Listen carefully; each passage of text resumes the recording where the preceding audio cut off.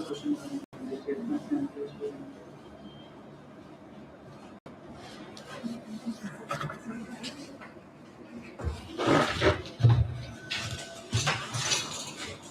one is also live. Yes, sir. Okay. Mostly from tomorrow it will be on Zoom, not YouTube as such.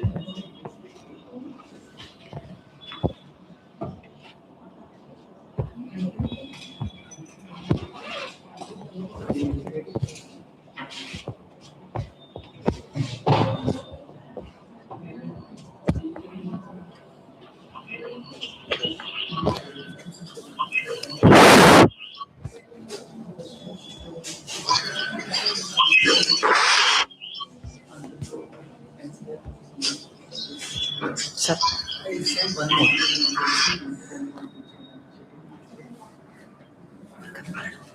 Open చేసింది open कर दिया नहीं और एक है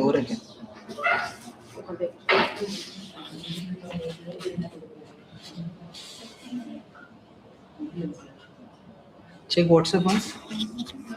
One PDF is missing, it seems. Model answer, this one is missing. AC का remote ले लो यार.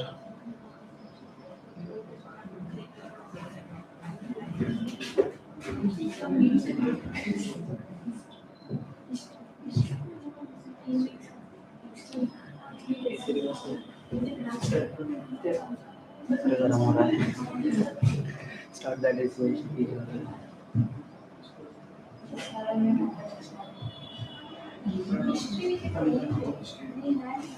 You are in the extension. Wait. Okay. Please find it here.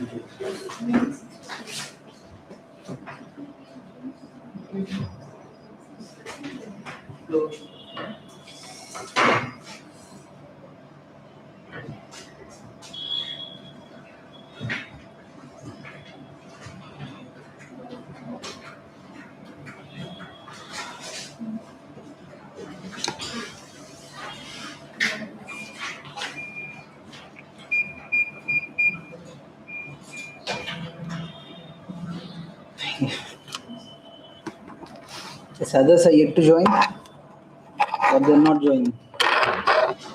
Or the lecture is too heavy. Huh? Okay. Babu, that mic not needed. Yesterday they gave me a mic.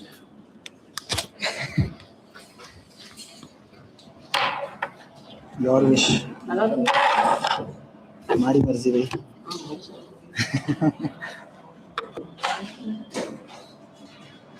Okay, we'll wait for 2 minutes and we'll start.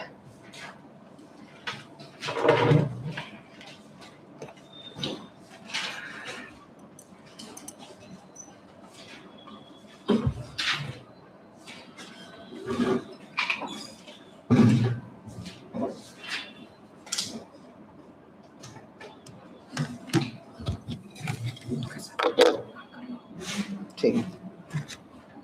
On ही है ना?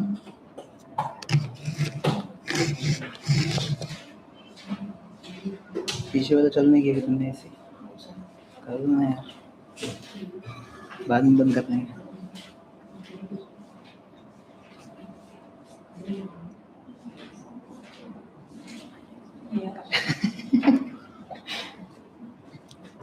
पीछे वाला कर दो.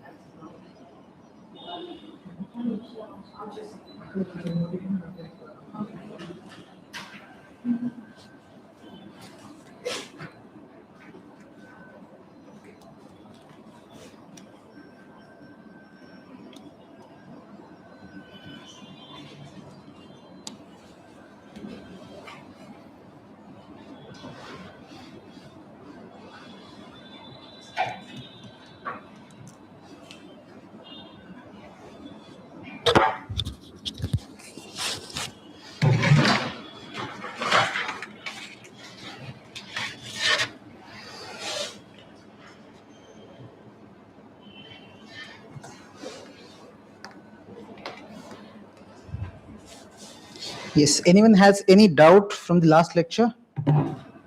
No doubts. If people don't get doubts. Good. If there are no doubts, good thing. Yes. Not on. It's on. Hello, hello. Check.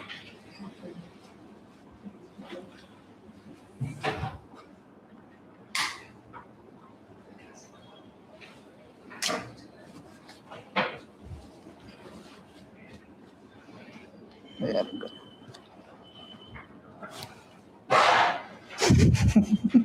ये लगा ना sir 1 second, 1 second. हाँ हाँ अभी यहाँ गर्मी हो रहा है. Okay, let's start. Have you written any answers from whatever we discussed yesterday? Anyone? No. No answers also. Very good. Huh? Huh? Introduction what? Only introduction you wrote. Introduction on your structures. So you're not able to write introductions. Okay, don't worry. What I'll do is, see, my main focus is on the main content, so that you should be first in a position to write the main part. Introduction can be written in different formats. Okay, just brief introduction if I have to talk about. One of the way to introduce, if you have no idea, simply write definition. But this is worst case. Means I'll not suggest to write definition in everything. Number one is, in the worst case, you write definition. Now this works mostly in those kinds of questions where they are directly asking the thing. Let's say, what is ethics? What are values? This kind of a simple question is there. Or let's say they're talking about emotional intelligence. You first define emotional intelligence. According to Daniel Goleman, this is emotional intelligence, right? So one of the ways, write the definition.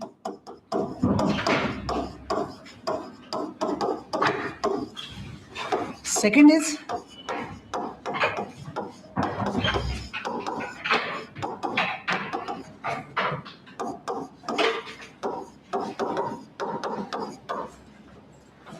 second way is mention in the current affairs context. So if you are sure that this particular question can be connected to something that is happening around the world, anything, if they are, let's say, talking about some issues there regarding environment, a question is about environmental ethics. In that case, if you can link it with any current affairs issue, or let's say talk about basic challenges like global warming, or let's say climate change that we are facing, if you connect with that, you can start your introduction. Okay, this is one way to think of. Is there anything happening? Just talk about it, just like you read the news. So news starts with, this thing happened over there. In this context, we can discuss this stuff, as you do in your essays also. So setting the context. Most of the time, this becomes good if the question is also from the current affairs. Sometimes they take thing from current affairs and ask it directly in your static question. Okay, so yesterday I discussed one question about this preferential treatment.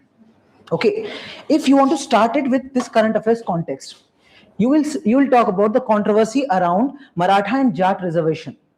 You'll start with this line. This will be my introduction. Okay, so that this is in news, or let's say there has been a controversy, or there has been a long debate on the Maratha reservation. Okay, so I set the context. And in this context, then we will discuss what is this equality, discrimination, and the preferential treatment. Okay. Then what else we can do? One of the way is some kind of a quote. This is little difficult because you might not know so many quotes. But the document that you have received, in that there are so many quotes given. It's not like it's a long list just copied from ChatGPT as such. I'm being honest to you. It's not copied directly from ChatGPT. It's only those good lines which I felt these are good lines, which can either be written in introduction or conclusion, or while writing an essay in the flow, we can mention those lines. Only those quotes are given. Okay, that too, for some quotes I have not mentioned the writer, because it makes no sense. You will not even remember those writers' names, and it's not needed also. If I have to say a good line, why should I quote someone? Not necessary. How? If it is a very famous line, let's say Gandhiji said something, Aristotle said something, and everyone knows that. For those only I have mentioned the writer's name. because that's basic expectation. Everyone knows these things. Okay, so once you, even if you read these quotes, not in one go, obviously multiple times, when you read it, few quotes you will like so much that you will remember easily. Few maybe when you will read it 2 3 times, 4 5 times, automatically you will start getting that. Okay, so this is where you have to put little bit of efforts, and if you can start with a quote, it's good. In the ethics answer specifically, it will not work in gs3, gs1, it might not work that well, but here it works really well. But the quote has to be really relevant. Just because they are asked on environment means I'll not put one specific quote that I know. It has to be relevant to that. Okay, and those quotes that are given to you, those are actually relevant from our syllabus and the previous year questions perspective, because I thought that these were those quotes I could have used in those previous year question answers somewhere. Okay, so here you will need little bit of practice. So these are the three major ways through which you can prepare your basic introduction. Now if nothing is working, let's say nothing, I'm not getting any good definition also, I don't know anything from current affairs, I don't know anything from the quote, means I don't have any specific quote also, then start describing. This problem will be there specifically when quote based questions are there. A quote is given and you have no idea, you have nothing out of these three. In that case, you can simply say, let's say the quote is written by Immanuel Kant. I'll say, in this statement, Immanuel Kant is trying to say this thing. And in one line, the essence of that one line, I'll mention in just one line. Whatever Immanuel Kant said, that he said in technical language, I'll say the same thing in just simple one statement. Okay, this is like worst case, when you have no other options left, just description. Whatever question is saying, we will describe the same thing in one line. Okay, practice all these methods. In which question, which one will work, even we don't know. Okay, but naturally it will come when you practice all of these. Okay, yes, yes, no, no, yes. Some kind of, what we say, I use this method many a times. I'll show you some model answers also. There I'll be using this method many a times, this method many a times. Okay, because these are little difficult, we'll be working on these parts. These are relatively easy. This is like anyone will write, not a big deal. Even if I don't know the definition, let's say they gave a new word and I don't know the definition, I'll make it. They're not anyway testing the bookish knowledge, na. I'll make any basic definition and I'll write it. Current affairs, this is also, maybe right now you're feeling that maybe I'll not be able to do it, but read little bit of current affairs and start practicing in the answers. Slowly you will feel, okay, I have enough examples from current affairs to mention. Okay, what the example that you are going to write in the body part, one of that example, take it and put it in the introduction. Okay, this you can do in case studies also. We'll take in case studies, I'll discuss about that part. Okay, now the second theme that we are going to start is values and virtues. Tell me first, what are values, what are virtues? Was that student who asked for revision? Someone asked for, we should revise little bit first and then start questions. You were there, okay. So we'll revise first. First tell me, what do you understand by values and what do you understand by virtues? Because the entire chapter depends on these two words only. Virtues are good deeds. Virtues are good deeds, okay. Values are what we consider important.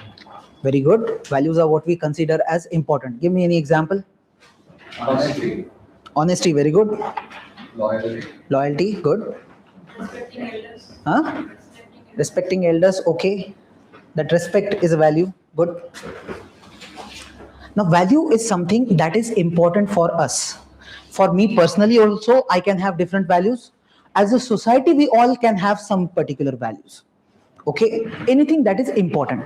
But this does not guarantee that I'll follow it in practice. In my behavior also, it will be there. It is not guaranteed. Let's say I want a lot of money, a lot of fame. And for that, I'll have to work really hard. Okay, I want money. That means money is my value. I want fame. Fame is also my value. But do I do hard work? No. I'm just lazy guy, do nothing. That means I have values, but I have not developed the virtue needed to produce that value. Virtue is a character habit, a habit that has become part of my character. See, habit is something you start. Initially you start and you don't like it. I have to go to gym. I'll not go because I don't enjoy it. So I'll have to push myself to go to gym.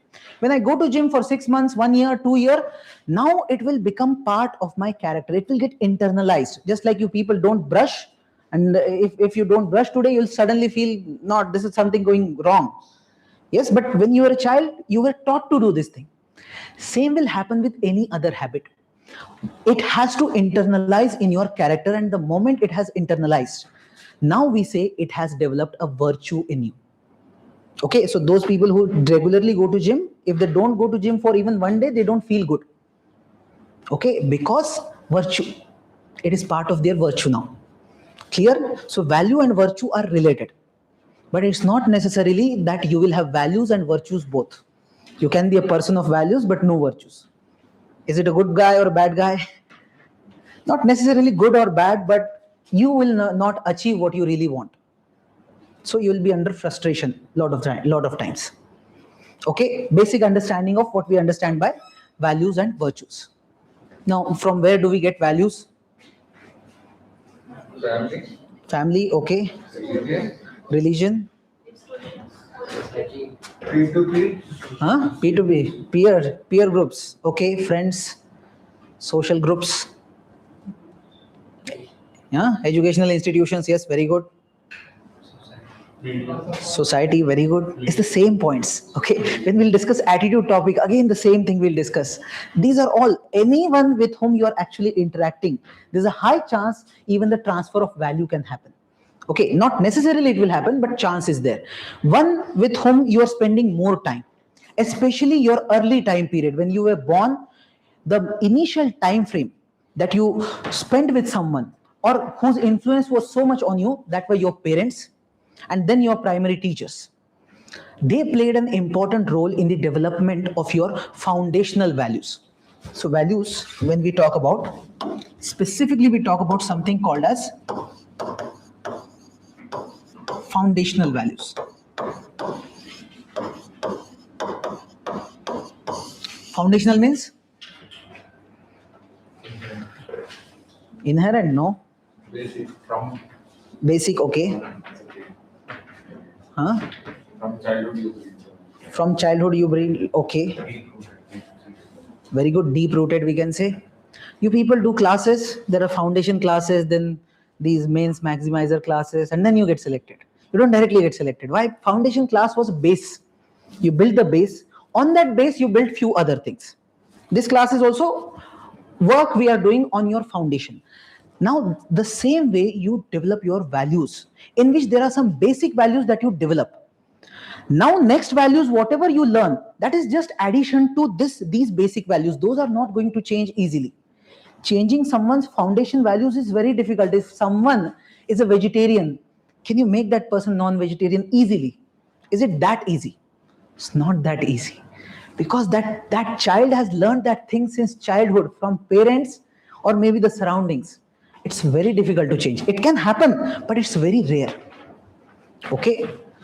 If someone has learned honesty in the childhood, that too very strongly, it's very difficult to make that person to do some manipulation and all those things. That person will more or less stay in the honest category only. Getting it? So these are foundational values. So we have the chapter also, foundational values of civil servants. Which are those values we expect that every civil servant must have. We'll discuss that part in that theme. Okay? Now basic we understand what are values, how we learn. Okay? There are different types of values also. For example,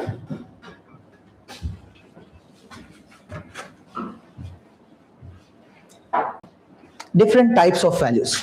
This much basic if we read, now we'll directly enter into the question. One could be instrumental value, one could be terminal value. Instrumental, that means I'm using it as an instrument to get my other work done. I'm using it as a means to serve some other purpose. For example, discipline, punctuality, courage. These are the values if you have. By this you will achieve something else. If I'm disciplined, I'll do my work every single day and then I'll get selected and then I'll be happy. So see, happiness is a value for me. That's what something I want at the end. So that end value is a terminal value. Terminal is the end point. So I'll say happiness is my terminal value or end value. But for that, the process that requires, There I need different values, which includes these: discipline, punctuality, etc. So these are instrumental values. We are using them as instrument to serve the end purpose. End purpose is happiness. Clear? This could be one way we can categorize them: instrumental versus terminal. Second way is looking at it as positive values and negative values. So the values are values. They can be positive, negative. Someone is a greedy person. Someone likes money. Someone likes power. So Hitler likes power. So for him, power is also a value, but it's a negative value. Okay. In this case, we can simply say some values, if you develop the positive values and if you negate the negative values or remove them, that's where your real value education is happening. Because it's not necessary that you will always learn the good values. You said you learn values from your family.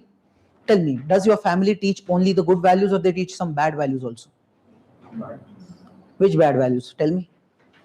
They don't teach them, but we learn by seeing. That's the same thing. You learn by observation.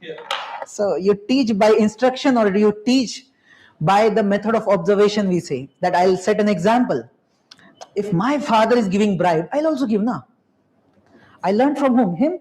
Simple. Your father is smoking, you will also smoke. He will always tell you not to smoke. See, the instruction does not match with what he is doing and setting the example of. So the child will be like, this guy is ready to die, but smoking, I'll also do. Method of learning involves observation also. Rather, we learn more from observation than from instructions, especially at family level. Right? So tell me, which negative values you learn from family? Saying lies. Huh? Like Lying, okay. Lying is a value for some people, okay. Patriarchy, very good. Patriarchy is a value that every child learns from family. First from family, then from society. What else? Caste. Huh? Fights. Siblings fighting. Sibling fighting, but Affects purpose. huh?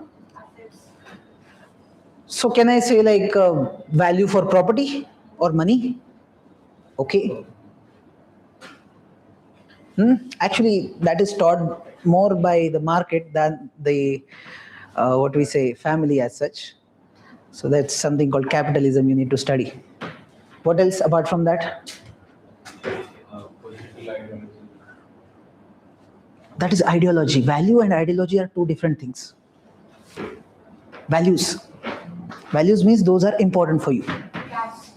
Very good. For some people, caste is important. Huh? Religion. Okay. Religion teaches you values. Discipline. Discipline. Okay. Good values and bad values. Does religion teach you any bad value also? Yes, but I'll not say anything. Your religion, you decide. So just understand one thing. You learn values from your surroundings. Those could be good values, those could be bad values. Okay, some values could be neutral also. It's very difficult to decide whether they are good or bad. Sometimes it's very difficult. Okay, so we will have that category. Okay. But more or less, if I talk about these values, at least Indian society considers these as bad values. Okay. Then some values are religious values and some values are secular values. Religious values, so doing some kind of rituals. For some people, rituals are very important. For some people, it is not that important. Right?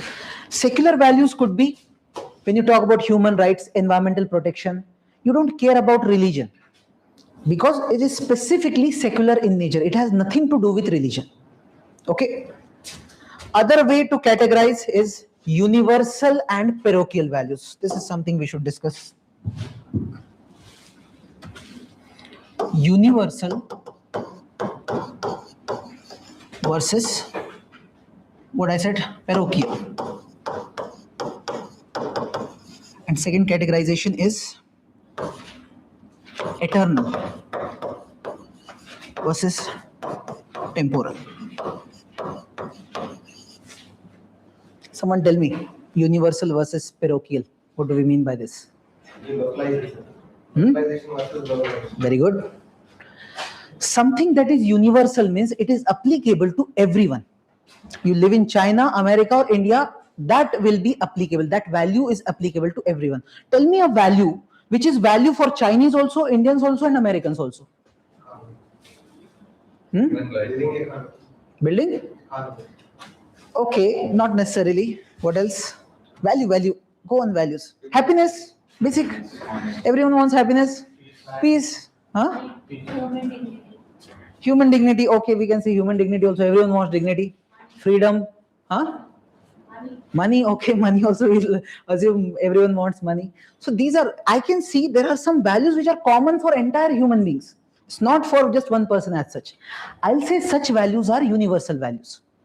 But those values which are only localized, that is only applicable to one particular community or group, not applicable to everyone in the world, such a value will be parochial value. Okay, whatever we in India have that caste consciousness, caste is not an idea that is existing around the world, that is specific to Indian subcontinent. So that kind of values we will find only in India. Clear? Then eternal versus temporal. Temporal means something that keeps on changing with time. Eternal means that never changes. In ancient time, medieval, modern, in after 500 years, it will still remain the same. For example,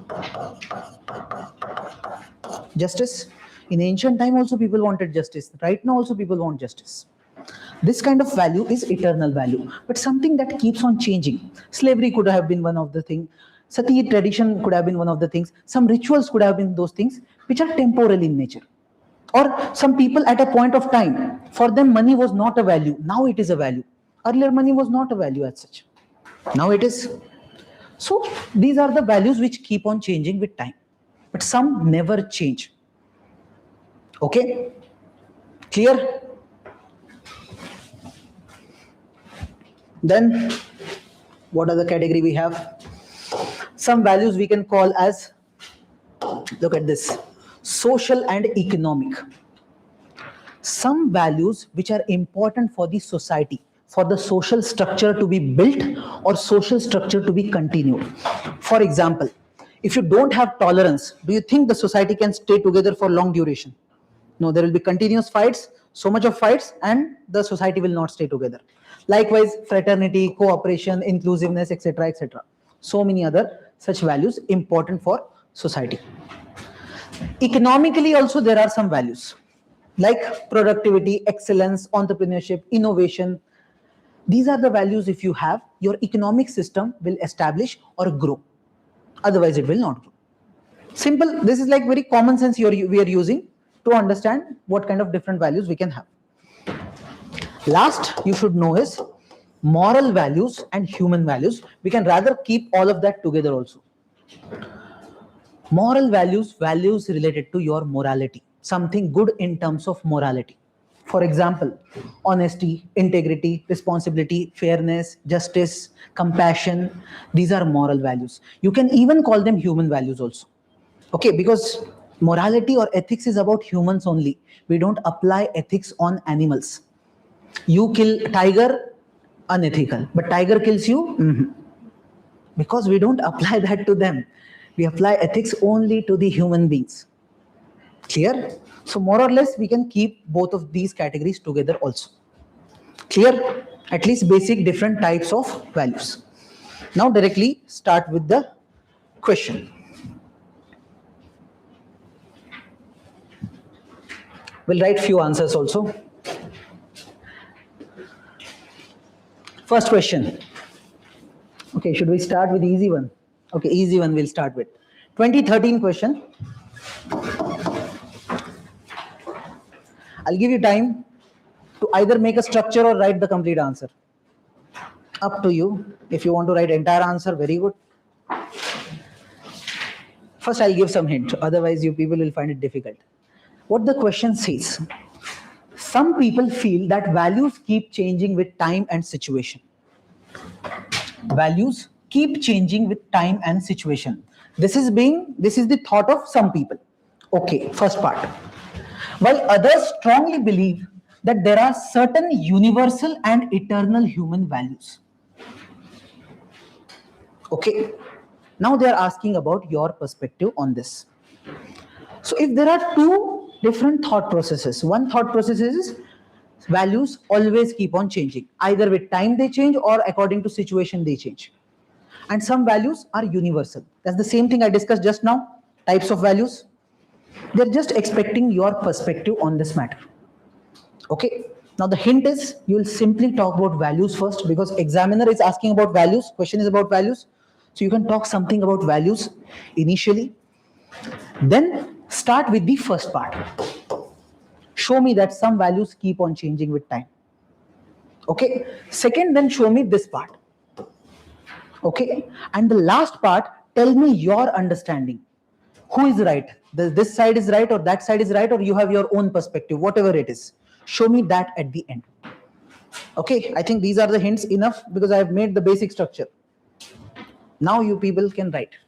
Let's see how you people write it. And I'll show you a model answer also, which I have prepared. Then we will compare. Okay. You want timer? Let's see if we have timer. Stopwatch, yes. How does it work?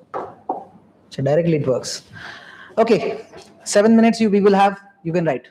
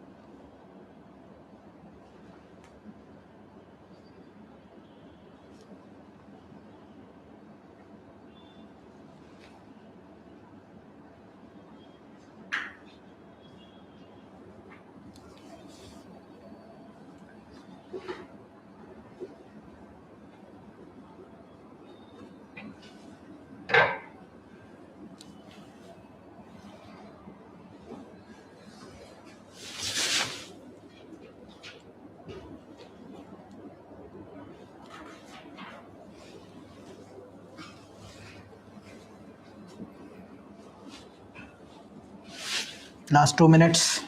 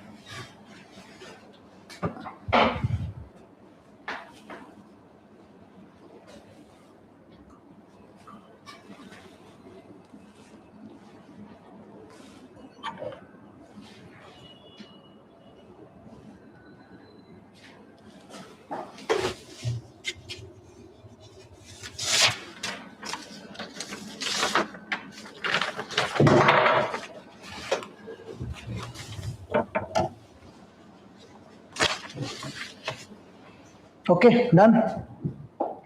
You've taken so much time.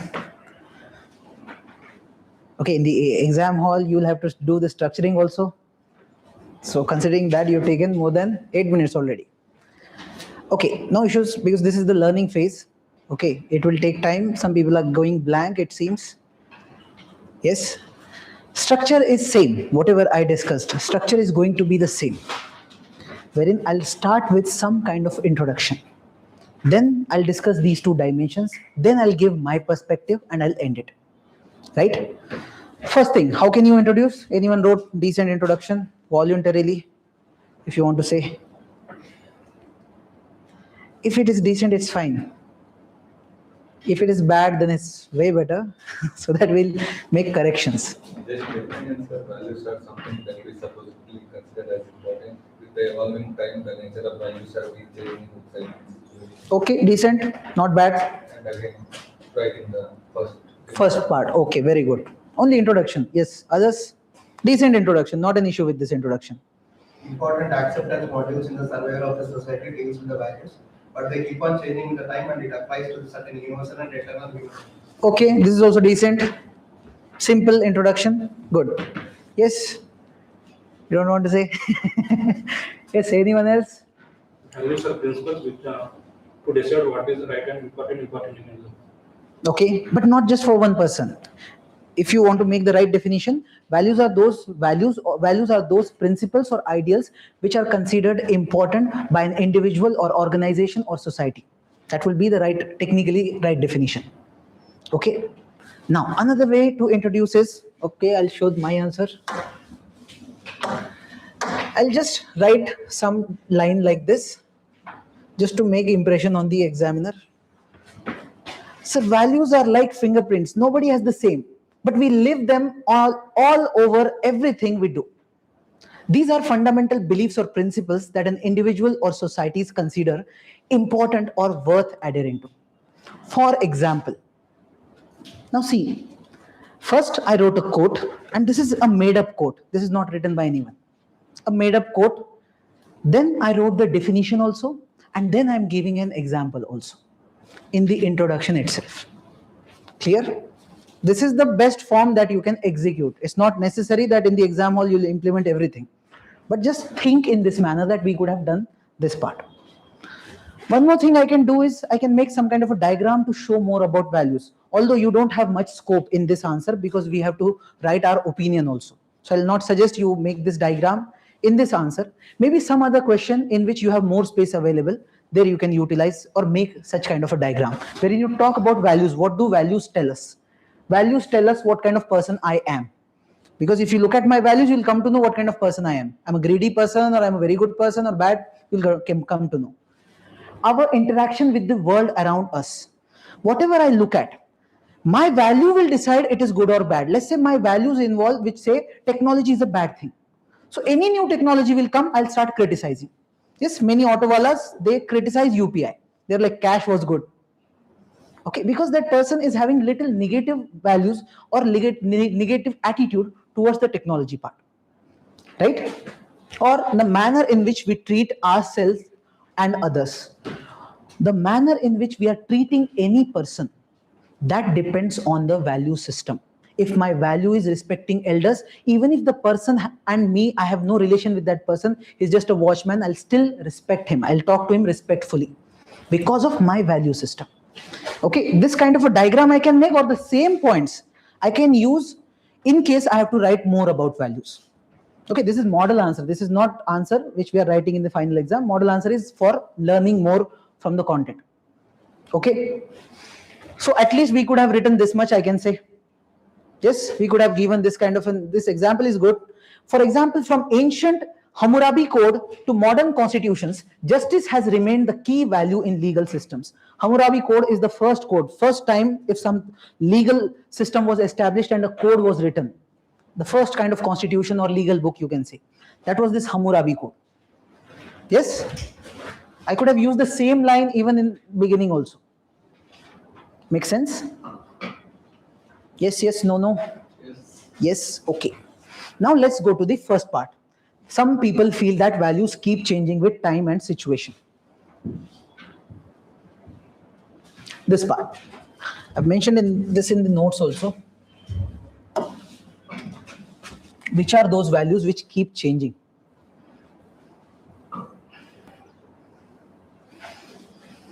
Just some examples. Although you know there are many values which you can think that they are changing with time and all. If we have to think in a structural manner, think at society. Society keeps on evolving, I said. The kind of society we were 100 years back and now we are, it's different. So there you see LGBTQ rights I can think of. That few years back we were not thinking, now we are thinking about it. So the moment society evolves, we say with time or with situation, values of the society also change. Okay. Second, if the economic structure changes, 1947, 1950s time, we were socialistic in nature. 1990 onwards, after LPG reforms, we have become fully capitalist. Okay, socialism is hardly only written in the books now. Okay, and we are more into capitalism. You can clearly say we are a capitalist country. There's one word we use, neoliberal economy. We are neoliberal. Okay, so we see this value changing. Now I see in political terms, there are so many countries who were earlier having the values of authoritarianism. Yes, and they shifted towards democracy, and now their value system is more oriented towards democracy. Clear? Reverse also happens. Yes. Then culturally, collectivism versus individualism. Your parents or your grandparents, their value system is more of collectivism. Stay together, joint family, family is more important, khandan. But nowadays you people, we don't care about khandan. Individual life is more important. My life, my choice. That is individualism, right? Then individual patterns, if you see the grandparents or parents who are from this age group or 1970s, 80s time period, those people have the mindset that we should save money. They don't have this thing that we should spend money, save as much as possible, because they have seen poverty and all. You people, privileged people, you're already born in middle class, so you don't have that thought process. Now you are like, sir, spend, sir, materialism, enjoy life, chill life. So Gen Z's, most of the times I observe Gen Z's value system is little materialistic or expenditure oriented, not saving oriented. Right? Good example to quote. Then family structure. Earlier we had joint family, now people more nuclear families. Again, it's a part of value system. It's not just because we are staying too far because of jobs and all. That's why nuclear family. No, now people want also nuclear family. They don't want joint family as such. They're not liking. Yes, because freedom is more important. Marriage, earlier, just few generations back, marriage was considered sacrosanct. Sacrosanct means something very religious. Yes, once you marry, it is now till death. You are not even till death. Yes, 7 more. But here, nowadays, if you look at the present day generation, they don't care much about marriage. If marriage is there, it's okay. If it is not there, that is also okay. If we marry and if we don't like, divorce. For them, it's not that religious thing as such. Okay, it is very much a secular thing now. Then religion, for religion also, earlier people, they were so religious. For you people, religion is not that important. You people are mad about science. Yes. So you need people who can criticize science now. What I see is all this is basic thing. I'm again, the approach is same, which you people use, this pestle approach, political, economic, social. I'm also thinking in the same manner. But I'm trying to look at the values over there. Okay, if you could not think, at least you can think now. Next time if they ask, because this question can be repeated, at least you will have some content. Okay, these were values which change with time. Some more examples: values of past generation and values of present generation. Collectivism, individualism, community, duty, sacrifice, obedience, discipline. These were the values of past generation. Present generation: freedom, career focus, innovation, creativity, diversity, etc. Normal, nothing new, but just use the common sense and try to look at the society. Okay, this was the first part. Okay, if I show this part, here I've tried to write the same thing, wherein some values which changed with time and situation. With example, I'm writing each dimension. Okay, then I reach to this last part. Some values which are universal, and specifically in bracket I have mentioned what do I mean by universal. See, this shows to the examiner that you have so much good clarity. You're not just writing universal. Do not change with space and applies everywhere, and eternal, that do not change with time. Okay, either write like this or just write universal and eternal, and then in bracket or one box mention the meaning of it. Yes. Okay, now in this, values that are universal and eternal. Now this is conceptual part which you should know. Why some values will not change with time? There's a reason behind that. Number one reason is some values are self-evident. Self-evident means there's an evidence existing in that value itself. You don't need another person to prove that this value is right or wrong. For example, murder is wrong. You don't need anyone to teach you that thing. You can yourself understand that it is a wrong thing to do. Cheating is wrong. Okay, these are something we call as self-evident examples of values. That's why whether it's ancient time or present time, cheating will be considered wrong there also and now also. Okay, so what was that guy? Julius Caesar, Brutus. Yes, Brutus killed his friend, killed Julius Caesar. So that's the same example people use and make movies even right now, because the same value is continuing. Okay, then intrinsic human nature. We human beings, our nature is more or less same. 1,000 years back, those human beings and we feel same. What they were feeling the same thing. What is that feeling? We all have some emotional ability or some emotional need. We all want connection, family. That is our desire, or what we call it as our psychological need. In our psychological needs, there will be some desires leading to some values. For example, we all crave for happiness. We all crave for connections, emotional connections. We all crave for expressing. Everyone wants to say what he or she feels, right? So all these are part of our values, which are common for all the human beings, because by nature we are like that. Clear? Then cross-cultural consistency. This is one of the evidence. In our culture, in American culture, in Chinese culture, in every culture, we find same values. There are some values which are same across cultures. All cultures developed separately. Chinese culture did not interact with Indian culture. Indian culture did not interact with African culture. But everywhere people talk about justice. I don't see any culture where they don't talk about justice. Everywhere this idea is there. Meaning might be different, but the value is there. Okay, then historical continuity. When we read history from ancient to the modern time period, again we see that some values people always give importance to. Okay, this is empirical. There's one word we use in philosophy, empirical evidence. Empirical means when you get clear-cut evidence which shows that yes, this is happening. So yes, we see like honesty, integrity, honor, courage. These are the values, these are existing values in society since ancient time. Even now also, if someone is showing courage, we value that person. Right? Yes or no? Why your faces are... Don't worry, you don't need to write this much technical. You just need to have these examples ready with you. Okay? Then philosophical foundation. Look at major philosophers. What Buddha said, what Aristotle said, or Socrates said. You'll simply find more or less same thing. And whatever the new age Babas are there, they will also talk about the same things. Yes, don't take stress, just enjoy life, present is important. Everyone knows now. More or less these philosophical foundations are also based on more or less similar values. Okay, then there is international consensus. If you look at why we are calling it universal, there is this Universal Declaration of Human Rights signed at United Nations. That means all the countries of the world signed it. That means all the people of the world, they have a consensus that these are important values for us, which are part of human rights, right to life or whatever values are there in that document. Yes, this clearly shows me. Yes? Nothing? This is last point, and this I'll consider as the most important point. You people must write. An ideal society is one in which the values are developed and they become universal. See, right now our values are different. Your values, my values are different.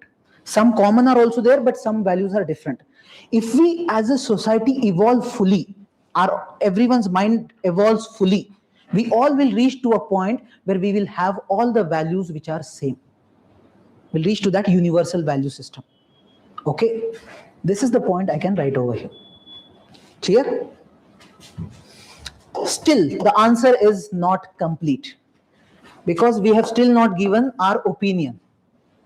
What's your opinion? Yes, anyone wrote answer in which they wrote the opinion? We just discussed the 2 dimensions. This is main part obviously, but to get some extra marks, we want to give our opinion also. Yes, anyone? Nobody? Wrote with the code, sir. Huh? Wrote with the code. Wrote with the code, okay. As it says, teaching time takes 9 minutes, but at the same time, for the survival of the society, the values keep on nurturing with the flourishment of ethics. But you simply took the side that values keep on changing. Yes? The nature of values have been changing from time to time with evolving nature, but there are some core important values that are eternal and universal. Good. This is a good conclusion. This is the balanced perspective wherein he has understood this side also and this side also. And my final conclusion is, sir, there are some values which keep on changing. There are some foundational values which will stay. Okay. Further to add, the last point that we said. Relevance, because of their continued relevance along different times and situations. Okay. Yes? Values can be changed or remain constant, but basic value of human being society, equality, justice, harmony should not change. Good, this is decent. Essence of human being. Okay, good. This one could be a good one. That basic values will always be based on freedom, dignity, compassion, honesty, etc.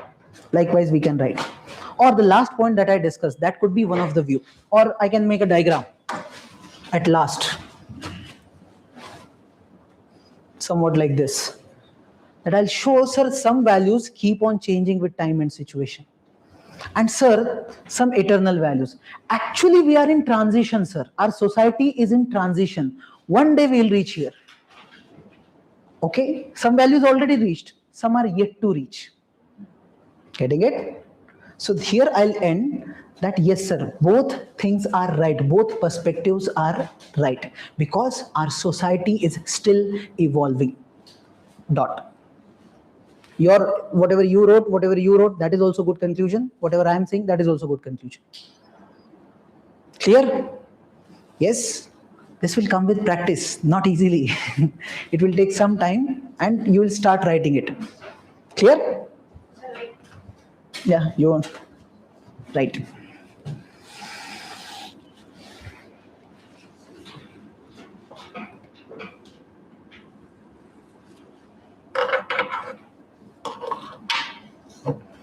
I didn't have the class, I don't know. Huh? I didn't have the class, I didn't know this time. Okay. Okay, we'll write one or two answers like this so that we can practice here. Rest we will discuss directly.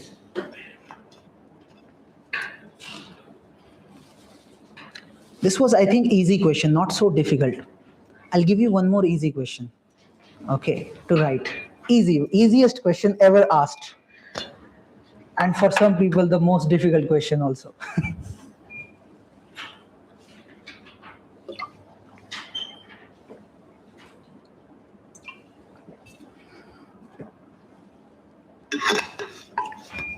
Done?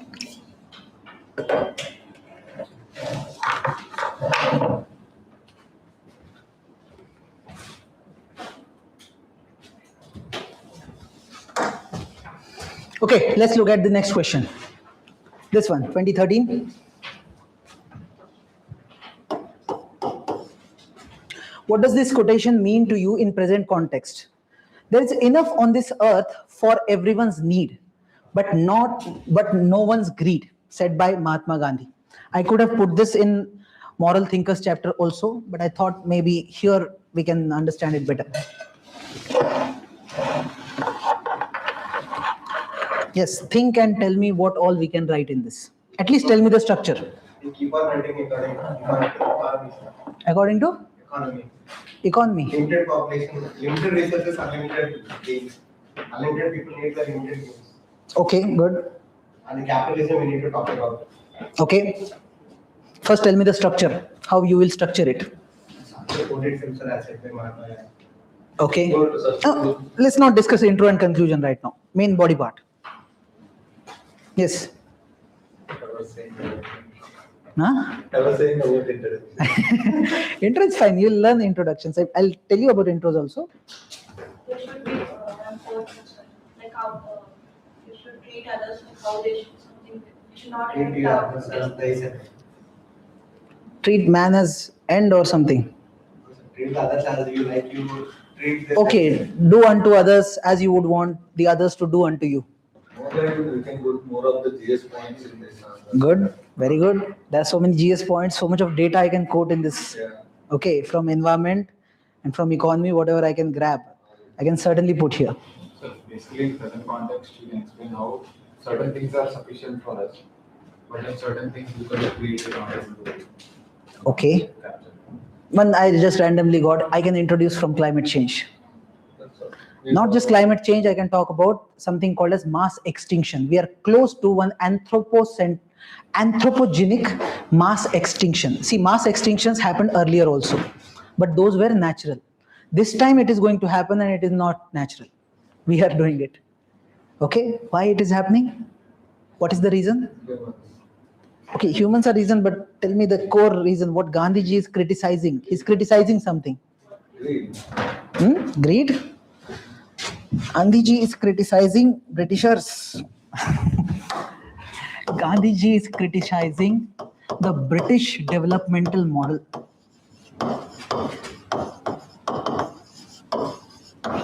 The economic model that is being followed by Britain, that is Gandhiji is criticizing capitalism. Capitalism, which is a system based on greed and profit. It works only on the principle of profit, right? For the sake of profit, what we observe is excessive use of resources beyond the capacity of the earth. We are using the resources more than what the earth can actually give us. This is happening because of the developmental model or economic model Britain has followed through the Industrial Revolution. Okay, and that's where Gandhiji even made one more statement that if India or other countries start following the same model which Britain followed, we might need 7 more Earths. 7 he said, or 9, I don't remember, but something like this he said. Is the same context in which this statement is also there. Okay, and he's saying the reason behind all of this is greed. And he's saying we don't need this developmental model. The model in itself is a wrong model. Because our need is not this much. This is something artificial need created by us because of our greed and desires. Okay, this is the core answer. Whatever he's trying to say, this is the core part. Okay, how we will divide this particular question. First, there is enough on this earth for everyone's need. Do you really think so? First, you people answer. Yes. Huh? Partly yes, partly no. Partly yes, partly no. Partly yes, partly no. Tell me, how partly yes and partly no? Population is increasing. Population, okay, very good. Okay, these are the points we are going to write in the body parts. First, you said population. What is the world population right now? World population, I said. No. Yes, around 9 billion we say, 8 to 9 billion approx. Okay, so is it too much that the earth cannot manage? Earth can still manage. Let's say what kind of problem we have. We have problem of poverty. Most people think that poverty, reason being population. Hunger. This is one of the problem. Many people think again population is a problem. Yes. Health crisis, or let's say water crisis is there.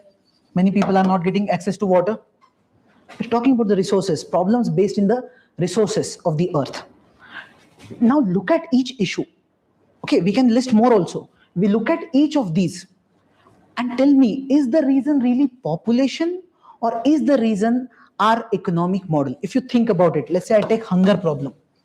You will get many reports which say that so many people died in Africa because of hunger and all. Is it the issue that we don't have enough food production, or is it that we are not distributing it rightly? Problem is distribution. Okay, there's a report by FAO which says that we have whatever food production happens at global level, that is enough to feed 9 billion people. Problem is some people have hoarded so much which they don't even need, or they're wasting. There's one report on food wastage also. Now this is like, for ethics we will not prepare this data. This data you anyway prepare for your social issues part or your economy part. Somewhere in GS 123, somewhere you will read this data. Use the same data and quote over here. That sir, on one hand, we have this population, but on the other hand, we have so much food waste is happening. That means we have enough food production. If I talk about the need to fulfill our need of food, we have enough. But because of the greed, what is happening is these resources are not uniformly distributed. Okay, there's one more report, Oxfam. Best report to quote over here. Yes, which talks about the inequality. 1% people of the world, they hold around 45% of the wealth. Okay, what this shows? Non-uniform distribution of resources. Clear? This I can apply for food, this I can apply for any other resource. This is the thing Gandhiji is trying to talk about. Although he criticized the capitalism model in terms of Britishers at that point of time, but the same model is continuing at the world level right now. Capitalism has become global. After globalization, after 1990s, it has become global. Throughout the world, it is there. So this problem is still there. So is it relevant today? Yes. In the present context also, it is relevant. Okay. What you are supposed to write in this answer, how to structure it. First, we will write this part. This will be our heading. There is enough on this earth for everyone's need. I'll write this heading and I'll prove this point. To prove now, I'll use the data. Okay, data, or if you don't have enough data, you can just explain those points. Okay, because ethics anyway, they are not going to give you score for data and all. But I'm saying, if you have data, use it now. It's good, you are proving your point that yes, sir, there is enough. You take the example of Israel-Gaza issue also, that there is enough land over there which can accommodate Palestinians also and Israeli population also. Right? But the greed is not letting them do it. Something like this, make such a good statement and write it. Doable, this first part. Now second part. Not for greed. This I'll write the second part. I'll explain what is greed and what is need. In brief, I can say, need is what? Our basic needs. For human being to live, I need food, shelter, clothes, few more things if you want to add. Basic things are these. But the moment you talk about greed, it is unlimited. There is no limit on it. So when there is no limit, many luxurious items that you buy, many unnecessary, what we use the word materialism. Materialism or consumerism. You can write about these things. Yes, excessive consumerism, excessive materialism. You don't need three pairs of shoes, but you still buy three. You need only one. You can manage with that, but it's greed. There are some people, they have got 10 bikes, 15 cars. They don't need it. Okay. That's what you are supposed to talk over here. Okay. It is simply criticizing capitalism and this materialistic consumeristic model of the economy and connect it with India, connect it with world level. If I am writing this answer, I'll connect it with world level because the problem is global. Okay, so I'll talk about present day environmental crisis, results of it. One dimension this I taught, one dimension this I taught. Now, what will happen because of this result or consequences of the greed? Climate change, global warming, all these problems I'll write down. Okay, these are happening because of the same, na? These are the results. And either conclude or give a solution. Okay, or just one line if I have to conclude. We need to have a sustainable development model instead of being excessively materialistic. Or you want to go for Buddha's middle path, Aristotle's middle path, you write this way. Clear? Are you able to now structure this easily? Yes? Good. Next, easy question. You people tell me, easy or difficult? This one.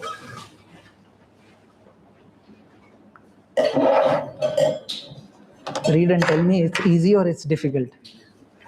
Huh? Easy? Then write. We'll give you 7 minutes. You'll write answer for this. Then we'll discuss. I wish I would have written this means. I would have written this answer like I should get topper score. This can be asked in essay also. This is the theme that they focus on. Happiness.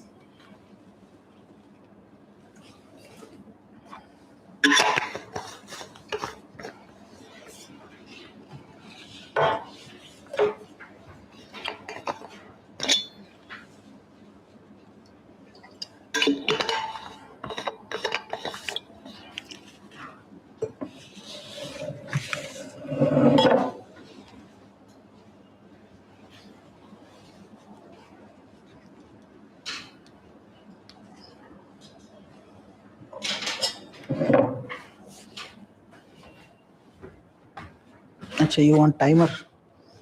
Let's have timer.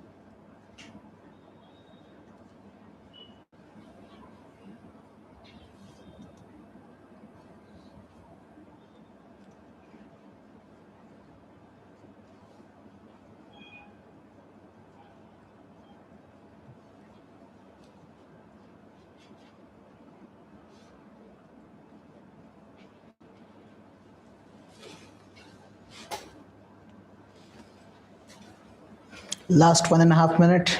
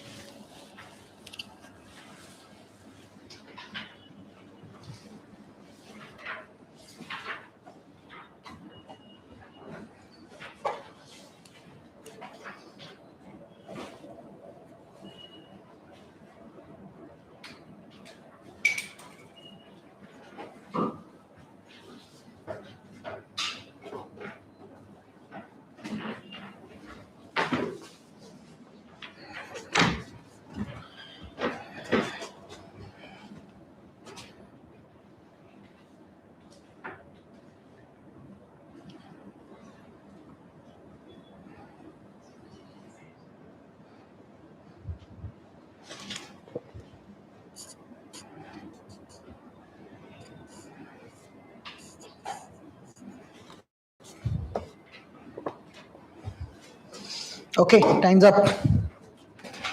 Good answer. Good, but very short. Good structuring. Yes. Anyone wants to check their copies? We are ready. Essence of human life is to drive happily, and that gives peace.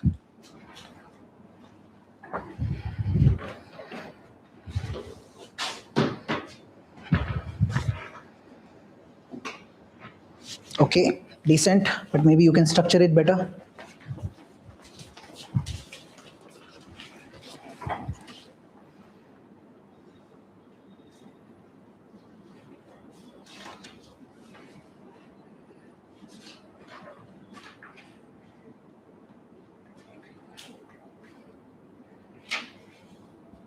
Decent, but you have not written your perspective.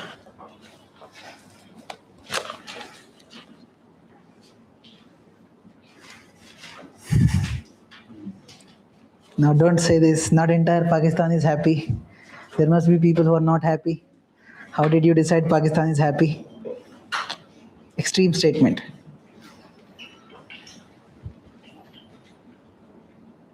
See, you've written it is two sides of the coin, but what do you mean by that? It's incomplete statement. In physically, mentally, economically, okay. Yes, all human beings aspire for happiness by different means. This is good. Okay, don't use extreme. Does extreme entire Pakistan hates India? Do you think so? Do you think entire India hates Pakistan? Not necessary, na? Some people hate, some people don't. Now see, what is the core demand of the question? All human beings aspire for happiness. This is a statement. This could be right, this could be wrong. We will assume, we will look at both sides, we'll at least think about it. Okay, if we think, yes, this is true, okay, take that perspective, not a problem. But what if I think about the negative side? Maybe there are some people who don't aspire for happiness, sir. Or I can think about that perspective. Sir, there are some people who find happiness in something wrong. When nobody is happy, then they are happy. Yes, some sadistic personalities. Huh? Yes, Trump. We can think that way. Okay. Now, this idea of happiness, it's a very broad thing. If you see from ancient time till now, any philosopher, he has always thought about the idea of happiness. Yes, mankind always thinks about idea of happiness. What is happiness? How can I get that happiness? And that's where the core debate also lies. Some are materialistic people. They look at happiness in material pleasures. That's the basic understanding. That I buy a car, it's a matter that I'm buying, materialistic thing. I feel little happy for some time, right? This is materialistic in origin. Some people find it in other ways. So if I write, I think I discussed this answer in the foundation lectures also.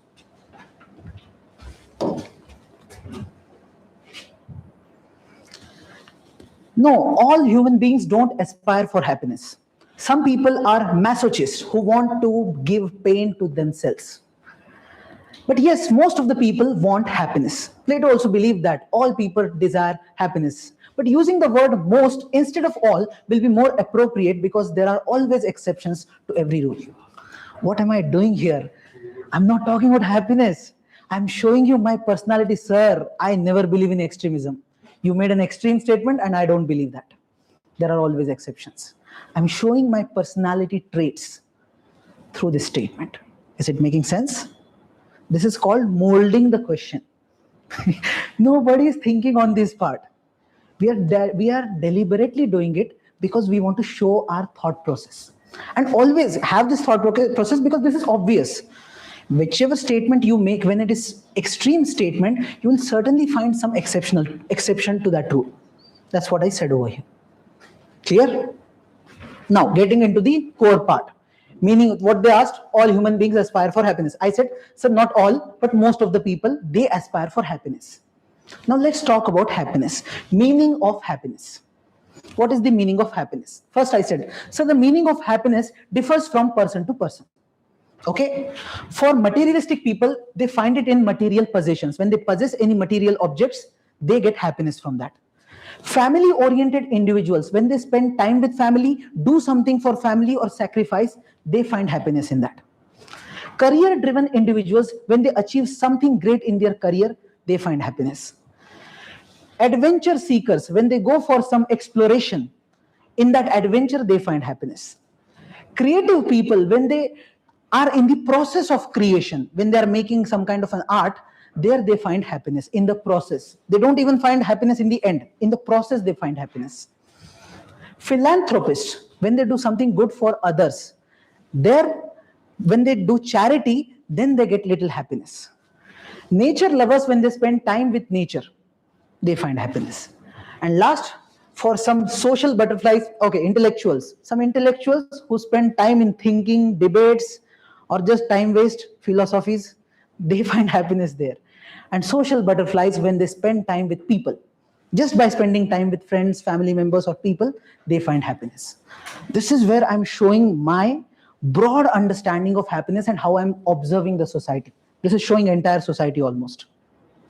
Okay, now they said, first line, do you agree? First, I did not agree, but I agreed with some part of that line and I've shown that clearly. Sir, yes, see, so many people are into happiness. What does happiness mean to you? This part? So my personal opinion has to be written. So now I'll get into for me.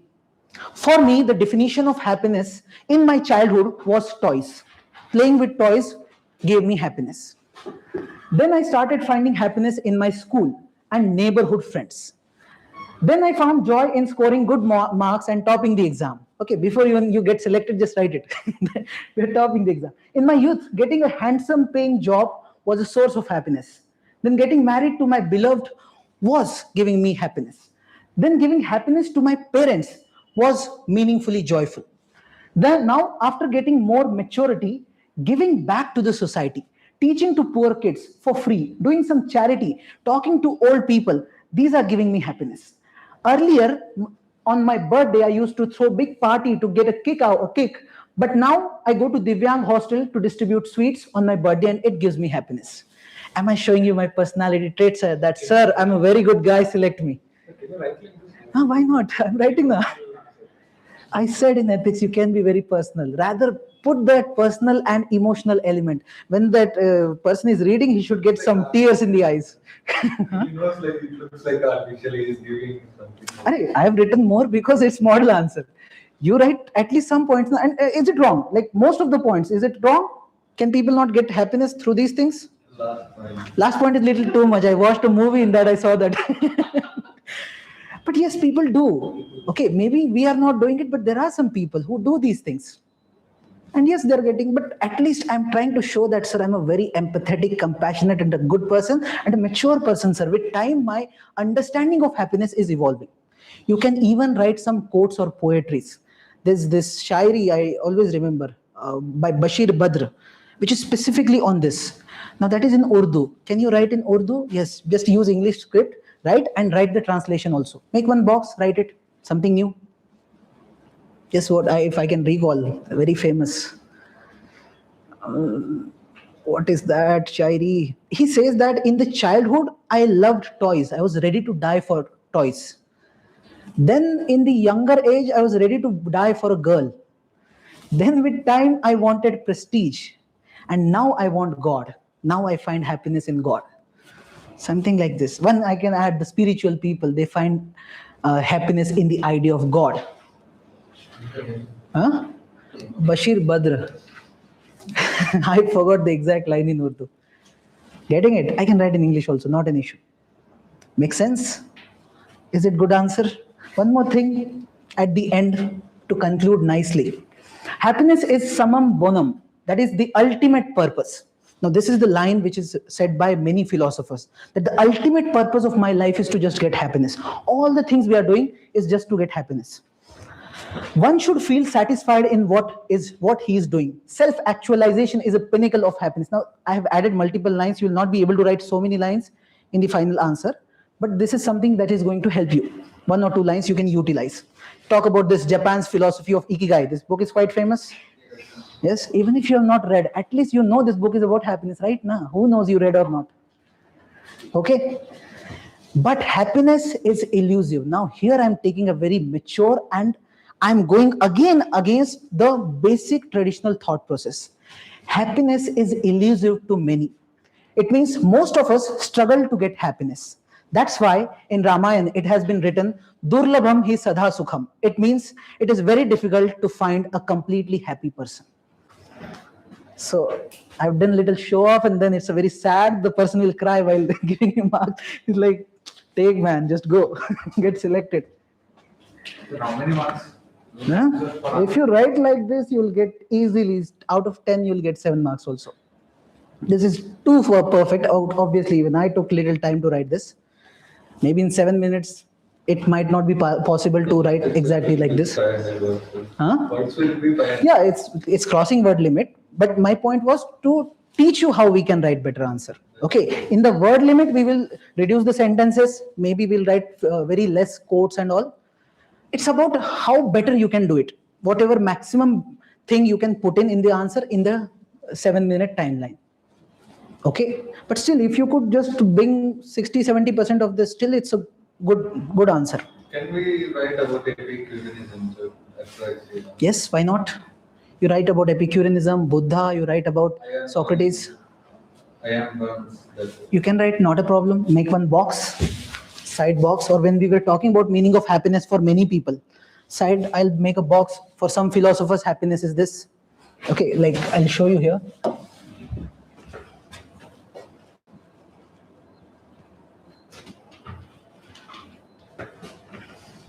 This is the value addition I've already prepared for you. Plato says humans desire happiness. Epicurus, happiness is the chief aim of life. J.S. Mill, greatest happiness of greatest numbers. Likewise, there are many other people who have already talked about happiness. You can make a box and mention these also. Like this person I had discussed earlier, self-actualization. That gives happiness. Right? So mention anything. This Viktor Frankl, you people have read this book or not, I don't know. Man's Search for Meaning. Very famous person. If you have some purpose in life, you will be very happy. That's what he says. Okay? So mention anything. This also. There is lower level of, this is said by J.S. Mill. Some happiness is lower level happiness, which you get from your bodily pleasures. So let's say some consumption, some possession, some pleasure. And some is higher happiness, which makes your soul happy, not the body. So when you find some meaning, when you find some purpose, when you do some intellectual or moral stuff, there you get this kind of an happiness. So there's something called moral happiness. When you act in a moral manner, when you're a person of integrity, you're the happiest person. Because what you think, you say, and you do the same thing. So there is no confusion, there is complete consistency in you. Yes? Maybe I could have added that line also in meaning of happiness for me. Yes? There I show to the examiner, sir, I'm a person of integrity also. Clear? See, it's up to you whether either you are that kind of a person, so you will write in flow emotionally. If you're not that kind of a person, then become smart enough to write that way. So either do acting or be real. But anyway, reach to this stage. Clear? Yes? Good. This was decent. There is one concept about contentment. This you should know. Whenever they ask about happiness, try to connect it with contentment. Or else they will also ask you question about contentment. What is contentment?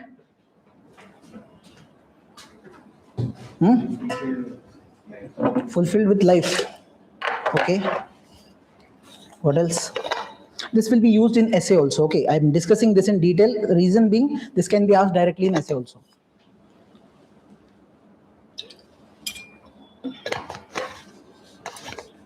Yes, feel contented means simply you're saying, yeah, be satisfied with whatever you have. Our problem is we focus on other things and not on what we already have. So again, there's this person called Brentano. Brentano says human consciousness is of this kind that we always focus on what we don't have. What I am lacking, I always focus on that part rather than what I already have. Okay, so recently I saw one study on LinkedIn, some people posted. They were saying that, sir, nowadays people in Gurgaon, people in Bangalore, many people who are earning somewhat 1 CR, they have package 1 CR, they still feel very dissatisfied and feel like they're very poor people and all. Why? Because, reason being, they're comparing themselves with the people around. And the people around are earning 2 crores, 3 crores, 4 crores. If you compare it with this 100% population of India, I'll tell you those people who earn around 12 lakh rupees per year in India, they are already among top 5 to 10%. As far as income is concerned, if you're earning 12 lakh, that means 1 lakh rupees salary, you're already among top 10% of Indians. But the problem is you're comparing yourself with those top 10%, and there you're looking at those people. So your focus is there. So you'll never be contented. You're not happy with your life. If you just change it to this remaining 90%, you'll come to know how privileged you are. Okay? There you develop something called as gratitude, and there you develop something called as this contentment. Okay? So whatever Gandhiji also said, there is enough for this need and all. He was also talking about contentment. That be satisfied with what you have. Just focus on your basic needs. Otherwise, if you become greedy, there is no end point. Okay, one more story is there by Shiv Khera in his book You Can Win. He talks about this story and use this story in the essays. Obviously, because in ethics you will not have that much space. But very good story he wrote, which can be directly written in the introduction of essays. He says there was a farmer and he was having some land, and his friend, he was also a farmer, and that friend suddenly decided that he will sell the land and he'll go in search of a diamond. Okay, now this guy thinks that I'll also do the same thing. I also want diamond. So he sells his land and goes in search of diamond. Spends so many years and gets nothing. Comes back crying and all. And suddenly he gets to know the land where he was living, which he sold to another guy. That guy found diamond in his own land. The moral of the story is, be happy, focus on what you already have rather than searching for happiness at some other location or in something other which you have. Focus on that part, be content. That's what the story was about. Okay, so if you have to write essay, start with something like this, or if you have any other story, write that. Make sense? But connect happiness with contentment, because if you be materialistic, you can never be happy. There is no end point. But if you're content, then whatever you have, you're already happy. Rather to say, happiness is a state of mind. Okay? Happiness is a state of mind. which can be independent of any other external entity. You can still be happy without getting anything, neither career nor family nor anything. You can still be happy. Okay, obviously that's not easy. This can be my conclusion also. Make sense? This shows maturity in your thoughts. Okay, done? Easy? Easy, not so difficult. Okay, let's discuss next questions. So many questions we have. Okay, next question, read this one.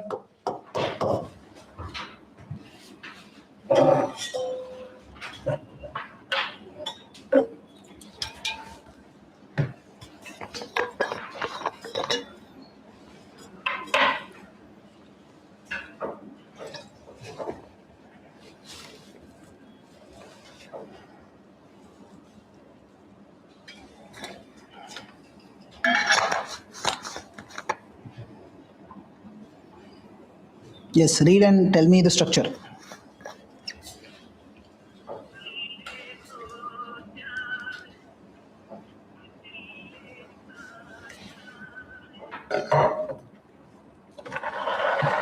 Hello, come to the class first.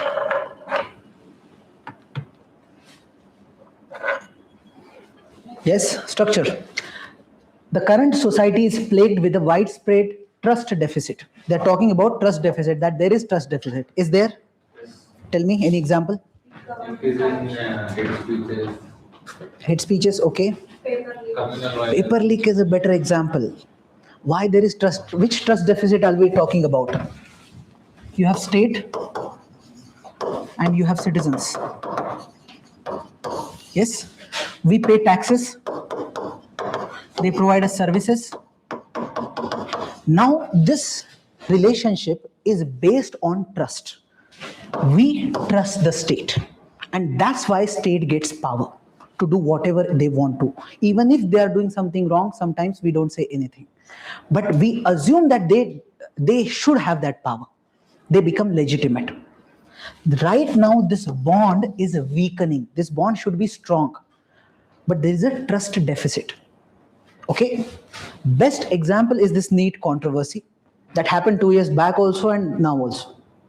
What else apart from this? It can be right between center and state, like the education policy and Okay, yes, we can write little bit. and commission, the share of the. Look at the question first. Is it about center state or is it about society or what? Current society is plagued with a widespread trust deficit. That means they're interested in people, not state government as such. Society has trust deficit. Now that could be on state.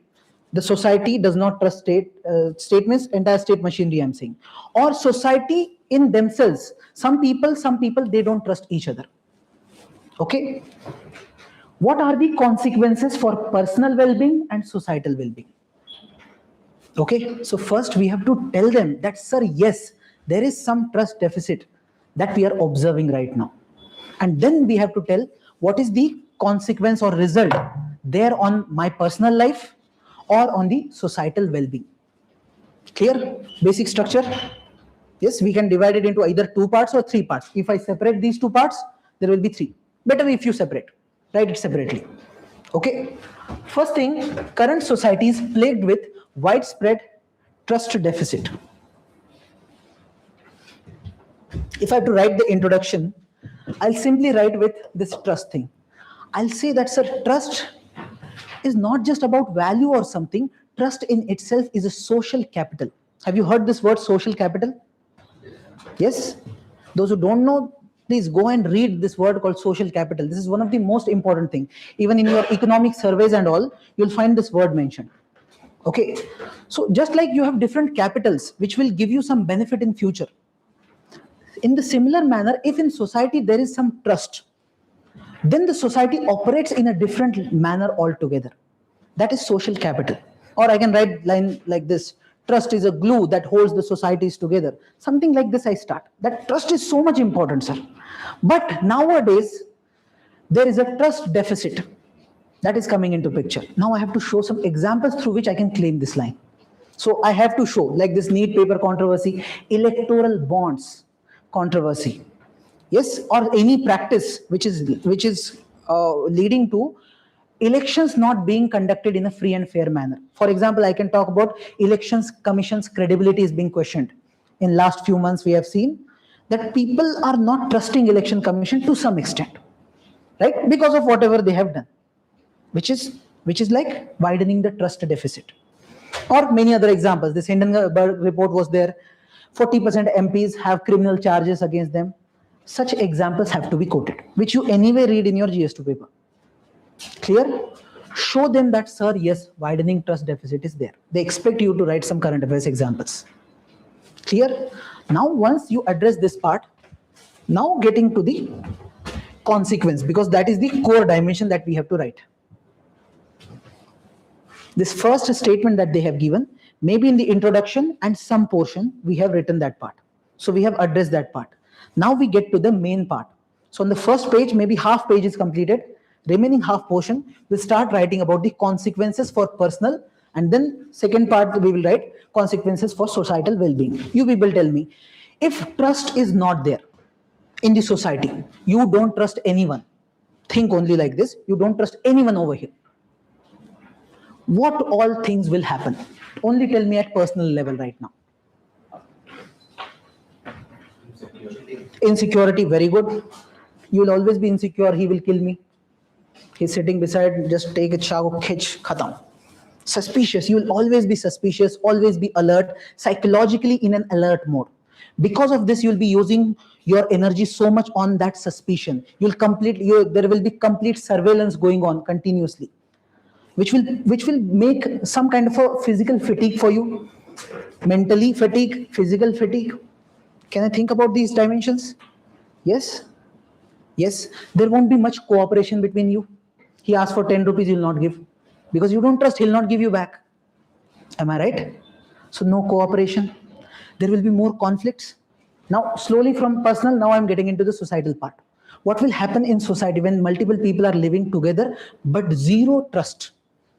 So no cooperation, more conflicts. Conflicts, if they're already existing, they will become extreme. Yes, before, if India feels that Pakistan is going to use nuclear weapons, what India will do? We will first use it.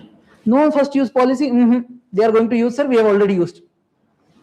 Am I right or wrong? That's what we did with surgical strikes and all those things. Sir, they were going to attack, so we attacked first. And we said surgical strikes, sir. Getting it? Same thing will happen in your society also. If Hindus feel that Muslims are going to do something, Hindus will first attack. Or let's say Muslims feel, they'll first attack. Something like this leading to communal riots. All this will have negative impact on social well-being as well as individual, personal well-being. Okay, no trust in the society, no economic activities, no what we call that funding comes, FDI and all. No FDI will come if there is so much chaos in your society. Yes, so no economic activities, no social good. Likewise, you saw all the negative things that are going to happen. Yes, relatively you will reach towards the anarchical phase, or what we call something, if I have to bring the philosophical element into it, I'll bring Thomas Hobbes here.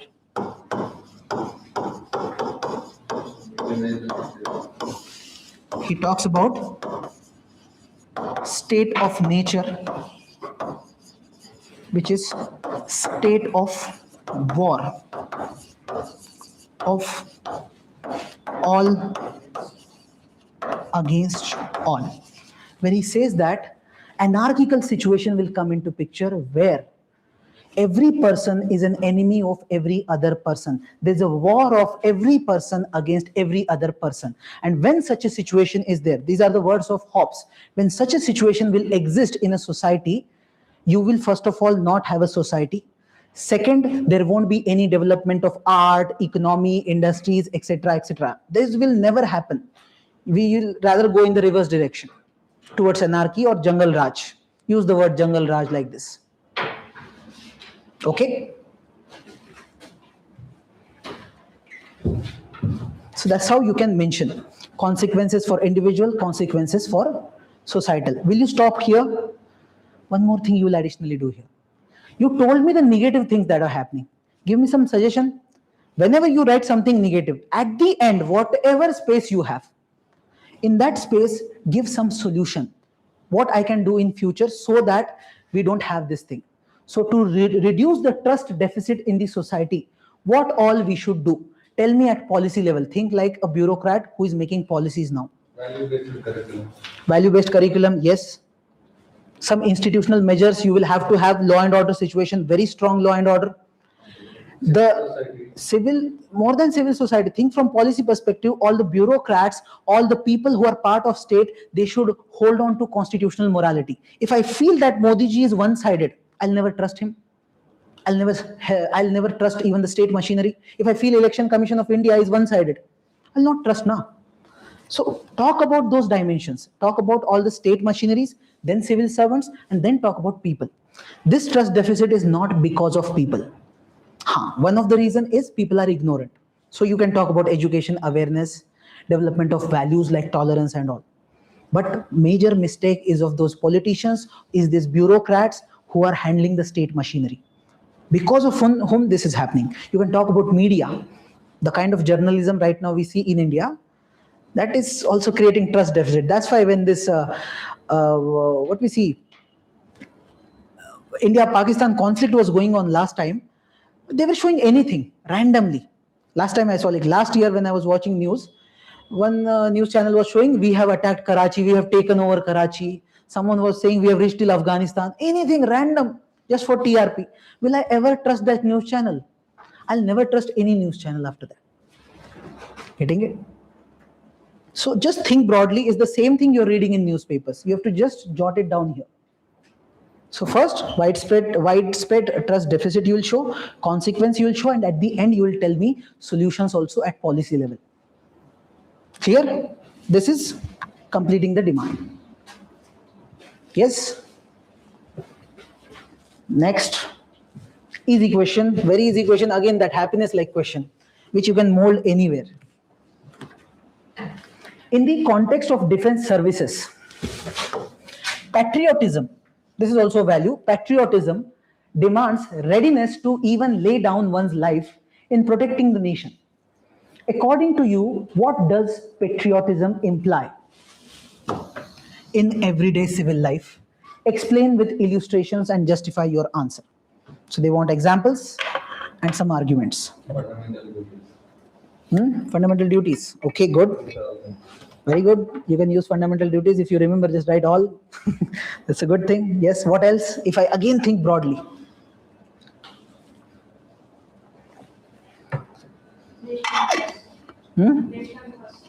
Nation first or people first?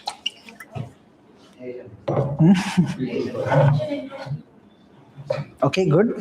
Nation includes people.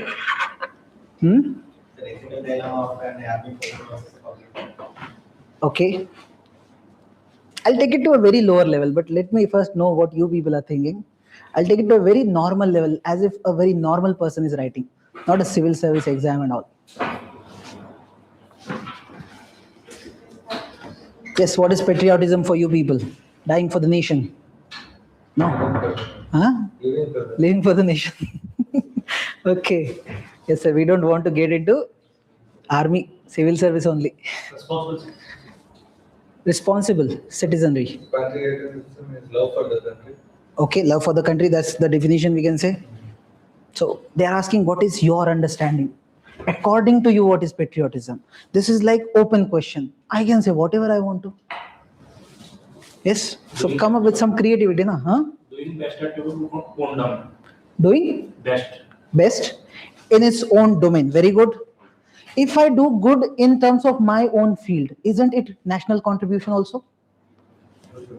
Yes. What else? Again, think broadly. He thought in the right direction.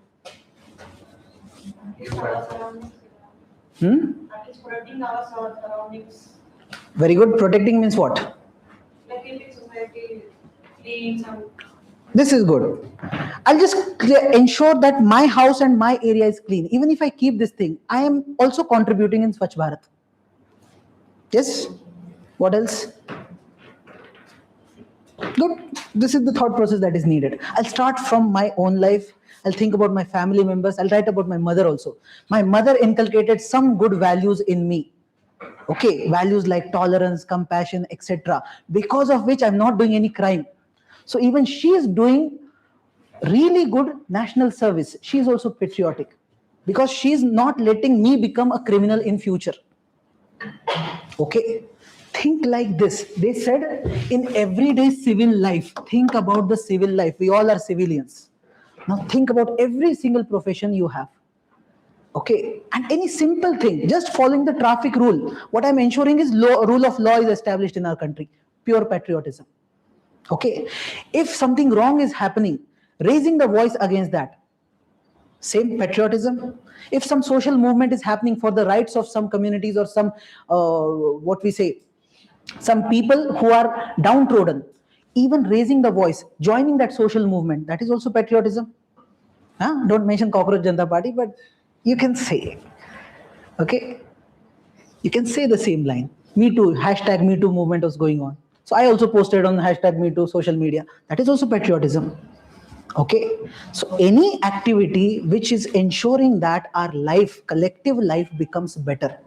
That could be any simplistic example. You put that simple example also, that is valid because this is my understanding. They want my understanding of patriotism. Okay, now if I'm starting this question, I can write a good introduction. Yes, I can write like this. Martyrs are considered as true patriots, as they are ready to lay their life for the nation. However, the meaning of patriotism extends beyond the battlefield in the civil life also. Okay, good intro. Now, meaning of patriotism for me. Now I have so many points to write. Getting it? And write diverse points. One example now I can recall is of a person who was constable. If I can recall his name, some Tukaram Omble something, yes? In 2611 attacks. So normally police image is very bad for us, but that guy died just to catch Kasab. Okay, he died over there. So I can mention his name. Okay, but this is the example that I'm giving in terms of this kind of traditional understanding of patriotism. Now in basic civil life, I'll show that all of us normal people, how we are patriotic. So think broadly, your parents, your friends, all the people who are doing any specific job, a primary school teacher, everyone, write all those examples. Getting it? And at the end, if you don't have anything to write, those fundamental duties will also work. Okay, but this answer will look little broad rather than going for just fundamental duties. They can be used for some points. Okay, eventually, patriotism is love for the motherland or fatherland. When we love our love for our surroundings and our fatherland is natural. Okay, and it has to emerge from the fundamental basic values. That's why we need values and the virtuous citizenry. Done. Something like this, we end it and we're done. Clear? Are we satisfying the demand of the question? You people can also evaluate the answer, na? But that evaluator and you, same thing, na? If you are getting impressed with the answer, done, that person will also get impressed. Easy? This kind of questions never miss. That happiness question, patriotism question, these are like scoring answers. Okay, because nobody has content and you have a lot of content. Okay, next. This one. Read this: social values and economic values. So the part is that how you are to be able to inculcate such kind of introductions. How? Just the way I did right now. So how do you develop that? How to develop? One thing is you have to write more. Second is you have to read also. When I read some text, let's say you watch movies also, there are some dialogues which hit you. So that is just they are playing with language. So slowly you will learn. When you read such stuffs, listen to such stuffs, and you try to write also, you'll also gain that. But for writing, you need little bit of more practice. Will not come in just few days as such. It will take some time for you. Yes, 2015.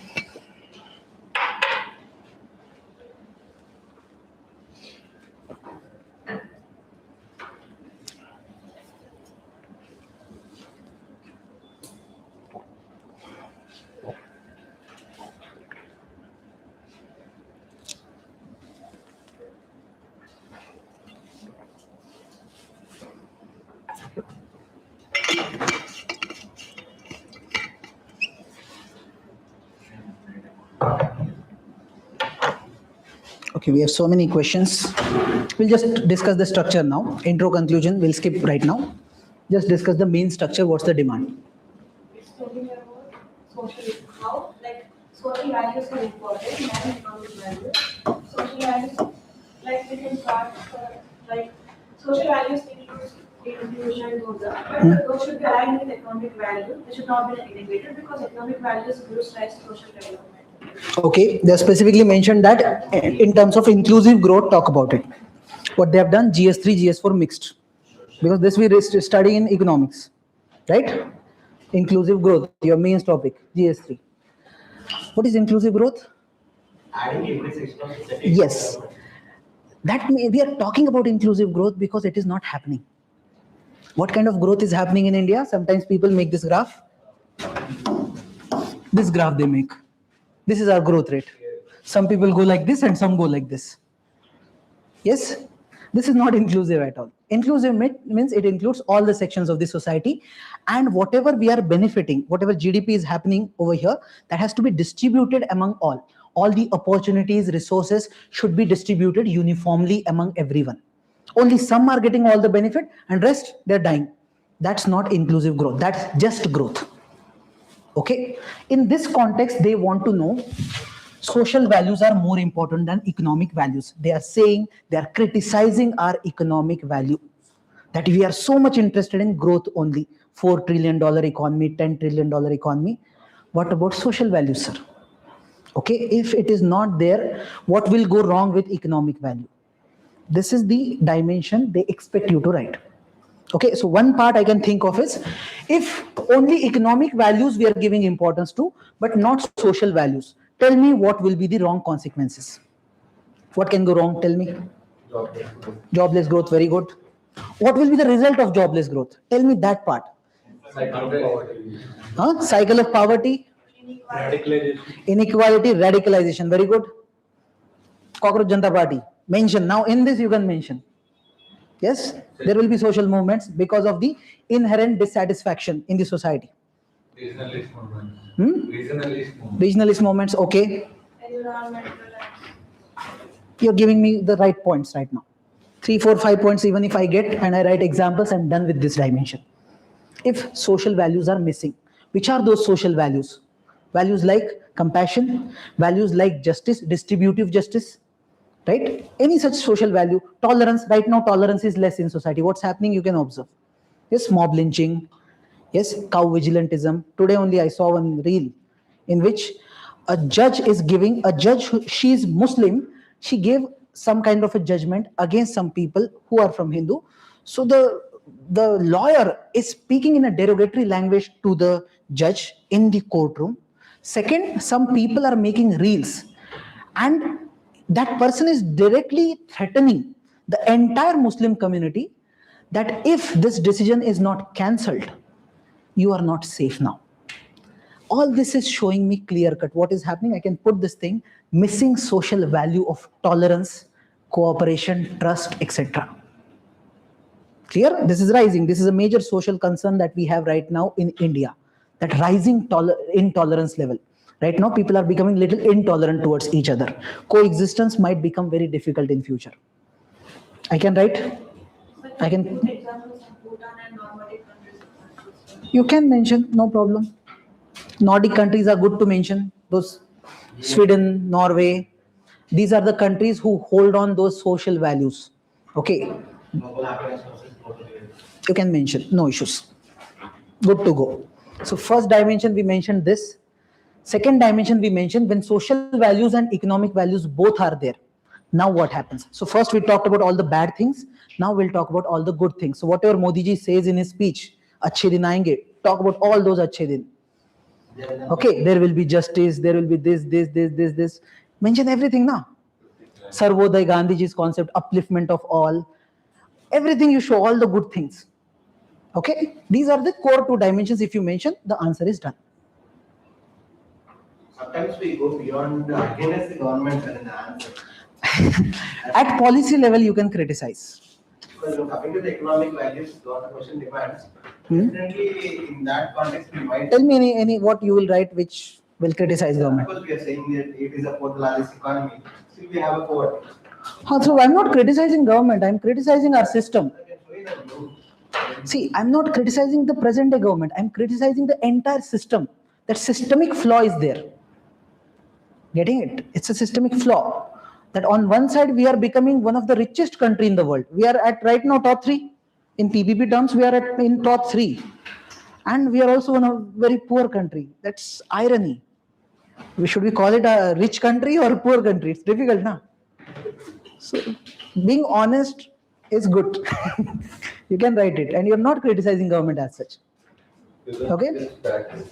Yeah, these are obvious facts. But it should be constructive. Yeah, write in a way which is diplomatic. As I say, don't use the politician's name or something or directly hit them. But say the same thing in a diplomatic language. I do the same thing.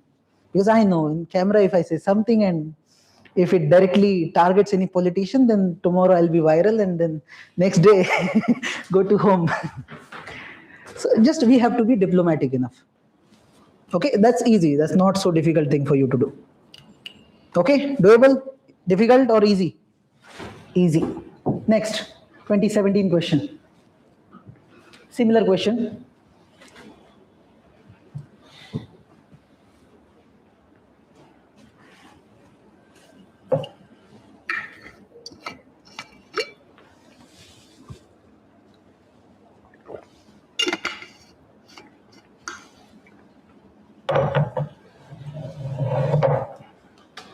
Without commonly shared and widely entrenched moral values, if moral values are missing, neither law nor democratic government nor market economy will function properly. If moral, well, same question. Actually, it's the same question. If social values are not there, your economy will not survive. Here they are saying your law will not do anything, democratic government will not do anything, and your market economy cannot do anything. If moral values are not there. Again, criticism of capitalist economic model or capitalist democracy model. Okay, that morality is needed. Same thought of Gandhiji. Okay, they have already given a structure. We'll use the same structure and we will also structure our answer. First, law. If law is there but values are missing, moral values are missing, what will happen? Democratic institutions or government is there but moral values are missing. And same for market economy. So 3 different dimensions we have. We'll make these 3 headings and we'll write about it. At the end, we'll make 4th dimension when all are there. Again, achhe din. We'll show all the good days. Clear? Structuring easy? Now think about it. If law is there but moral values are missing, tell me, what can we think of? Number of cases in the Supreme Court is also pending. Tax Okay. evasion. Tax evasion. Tax evasion, yes, we say that even if there is law, but if people don't have that morality, your law is useless. For dowry there is law, for corruption there is law, there are so many such laws, but in reality it happens. Corruption is there, dowry is there, child marriage is there, because people's morality is not supporting those ideas. Yes, so you can say that law can provide you that structure which can bring some coercive structure, but it does not necessarily bring results unless morality of people is on that side. Okay, what else we can think of? So basically saying that what difference between individual moral value and common. Repeat. The question I'm thinking is, it is about individual moral value and difference it is shown. I can write that. Individual value and what? Community. No, they're not asking that. Nah. They're simply saying these 3 things, law, government or market. We have all these things. Observe this thing. In India, we have law, we have constitution, working constitution. We have democratic government. Right now, the government is elected properly. And market economy, yes, capitalistic economic model we have. All these things are there. But if moral values are missing, this will be dangerous. That's what they are saying. Okay. So only the combination we have to think of. So first we discuss about law. In that I can even say that if citizens have the values, civic values, They will easily adapt the law. You don't need, there's a saying by Plato, good people don't need law. They themselves will do good things. Okay? So you don't need to you don't need so many police to stand and check if everyone has helmet and all those things. If people have civic virtues, they will automatically wear helmet. They know what's the consequence and all. Getting it or not? So I can think of such examples when law is there but values are missing. Okay? Second, democratic government is there. Democratic government we have, but moral values are missing. Same government will use all the democratic means to do all the bad things with you people. Yes, crony capitalism will happen. Yes, these people, sometimes we use the word demagogue. Yes, who are there in the democratic government but doing everything in self-interest, not your interest, because values are missing now. Right? So they'll capture the government machinery and use it for self-interest. Then market economy. If capitalism is working, market economy is working, but values are missing. So inequality. Yes, extraction. Everyone in the market will be like, just extract as much profit I can. I don't care. He dies, he survives, who cares? Right? This kind of mindset will be there. At least 3-4 points here, 3-4 points here, some examples, and my answer is ready. And fourth dimension, I'll add all of them and I'll show what all good things will happen. Again, there will be trust. The moment moral values come into picture, tolerance, trust, cooperation, all these things will happen, which will further ensure that your law, democratic government, and market economy works in the right direction. Otherwise, they can't work. Simple. Easy to handle, I guess. Yes? Yes, madam. Okay. This is new. This is little new. Try this. Dr. APJ Abdul Kalam. He's also favorite of UPSC. They'll keep on asking his quotes. Few people are opposed UPSC. Yes. Dr. Kalam, Swami Vivekanand, Socrates, Mahatma Gandhi, Ambedkar, Aristotle to some extent you can say, but more they ask about Socrates and Plato.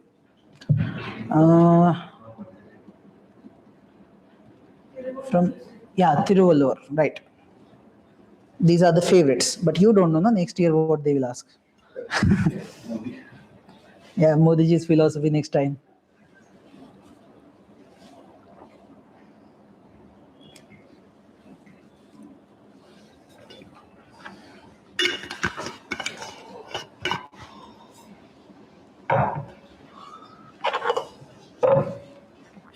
Yes, read this question. Tell me how will you structure it. Easy to structure actually.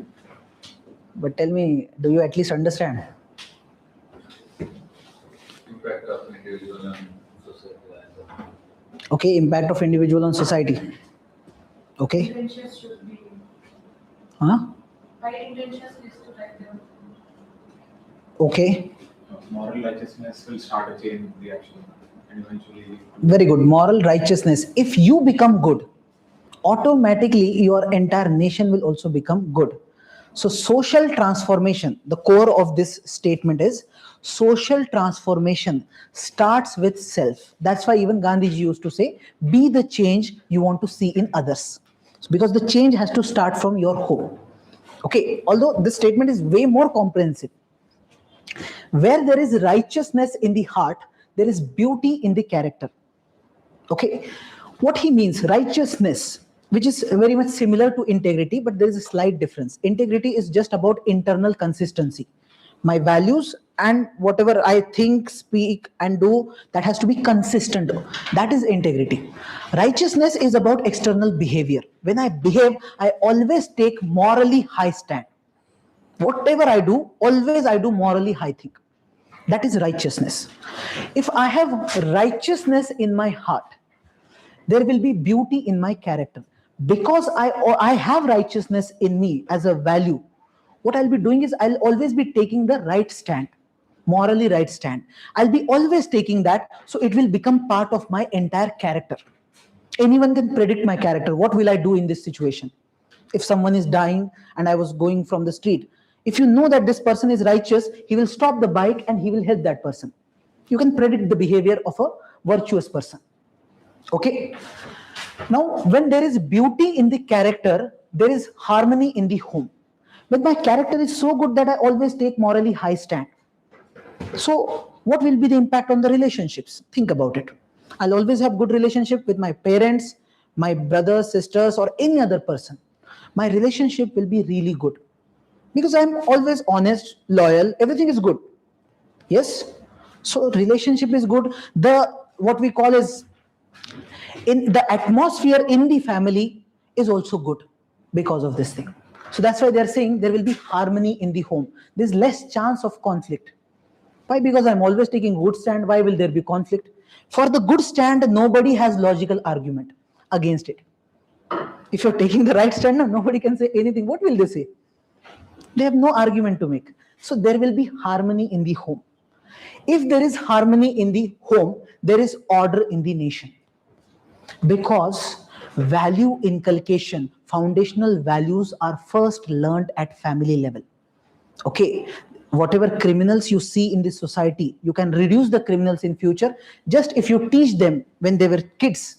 If you could teach them some good values, they'll never get into those bad activities. So even you can quote some, although it's not needed in the ethics answers, some psychological studies who claim that many people who don't get motherly love in their childhood, they have higher tendency of getting into criminal activities in future. Okay, if you can code, it's okay, but not needed. I'm saying UPSC is not expecting this much technical knowledge. Okay, so we can say if there is harmony in the home, there is order in the nation because the impact will be on nation. Okay, foundational values part you can write over here clearly. Yes, and obviously there's this saying by Plato, state is individual writ large. From individuals, the state is formed. Okay, so if one house, then together entire house. When there is order in the nation, there is peace in the world. If the order is there in the nation, if there is peace, trust, and things are going in a stable manner, your neighborhood is also stable. If your neighborhood is not stable, even you will not be stable. Okay, so their neighborhood, entire world. So this idea, what he's actually trying to say is, sir, world peace starts from the heart of one individual. If you really want to bring world peace, start from here. Okay, if I have to start this particular answer, anything can I get into this current affairs part? We are trying to introduce. So any introduction with respect to current affairs?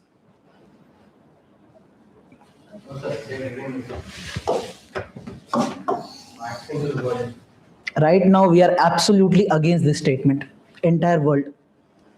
The time in which we are living right now, it is 100% chaotic time period. It's a time or age of wars. Yes, continuously we see one or the other war is coming into picture. We're still expecting few more wars to come into picture. Not at all. There is no peace right now. Okay, so I can mention few wars. Yes, that there is need of value of peace. But the peace begins from individual heart. That's how I'll introduce. And then I'll start with this line. Good? We can do that? Or if you want to take the same statement, righteousness and all, some other introduction you want to develop, you can do that. Clear? How you will structure? This is my dimension number 1. I'll write exact line and I'll start writing few points, which will give arguments to this line. Yes, then second, then third, then fourth. This is how I'll structure the answer. Clear? One more thing. I said earlier that no need to agree. Even if the statement is of a great person, not necessarily we have to agree. Although I agree with the statement. Majority, I agree. But I'll say, sir, only having good heart might not necessarily bring world peace. Okay, here I'm going for antithesis. I'm taking exactly opposite stand. But I'm not denying whatever he said. I'm saying, sir, whatever Kalam said, very good, sir. But maybe we need something more than that also. What is that more than that? We need some institutional efforts.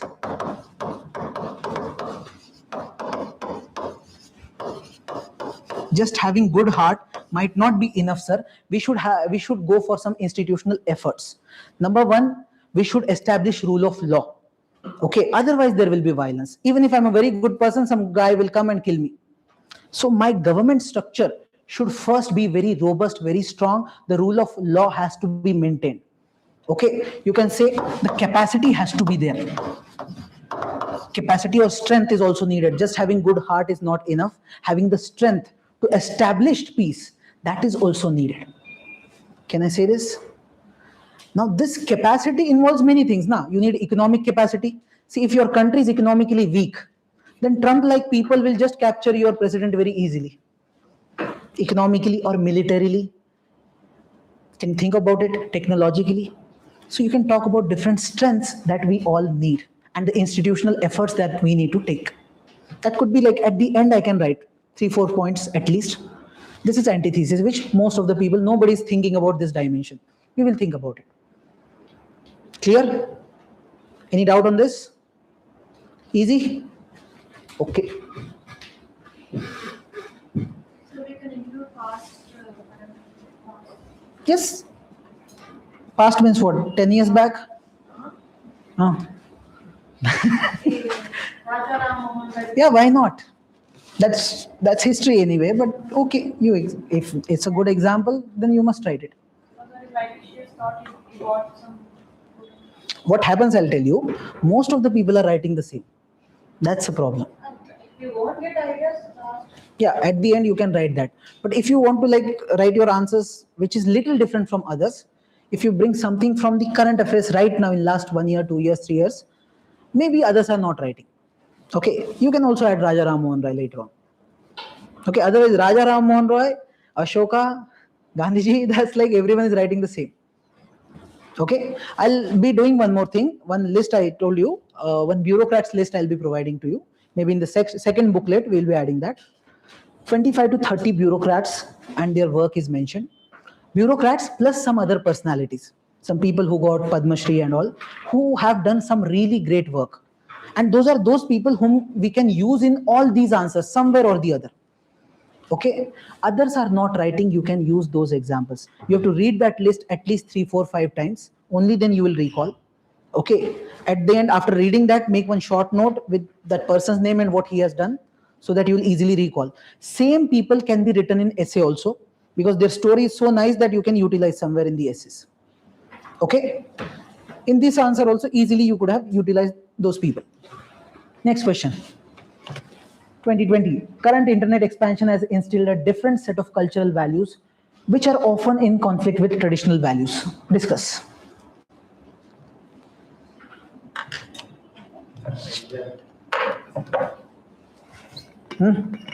Tell me the structure.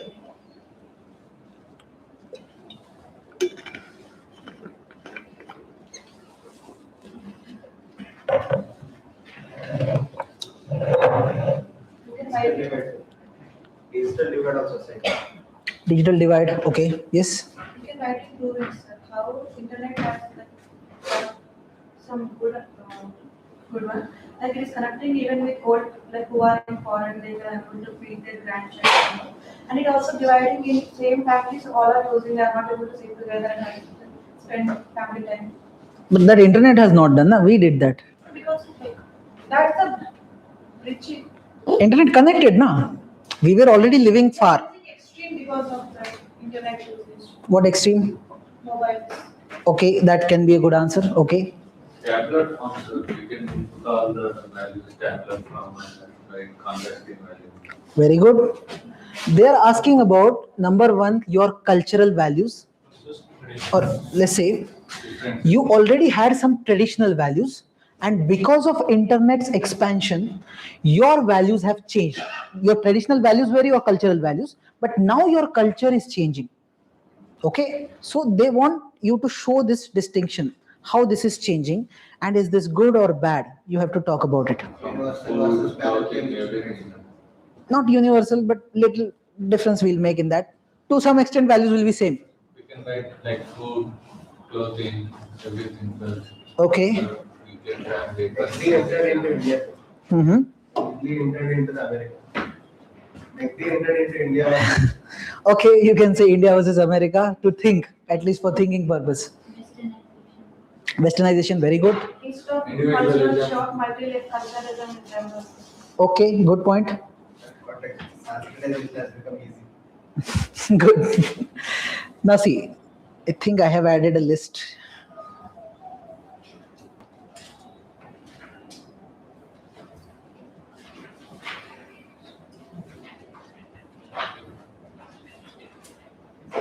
Yes. Now always think in this structure.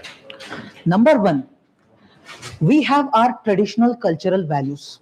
Okay, India is a traditional society. We have some traditional values.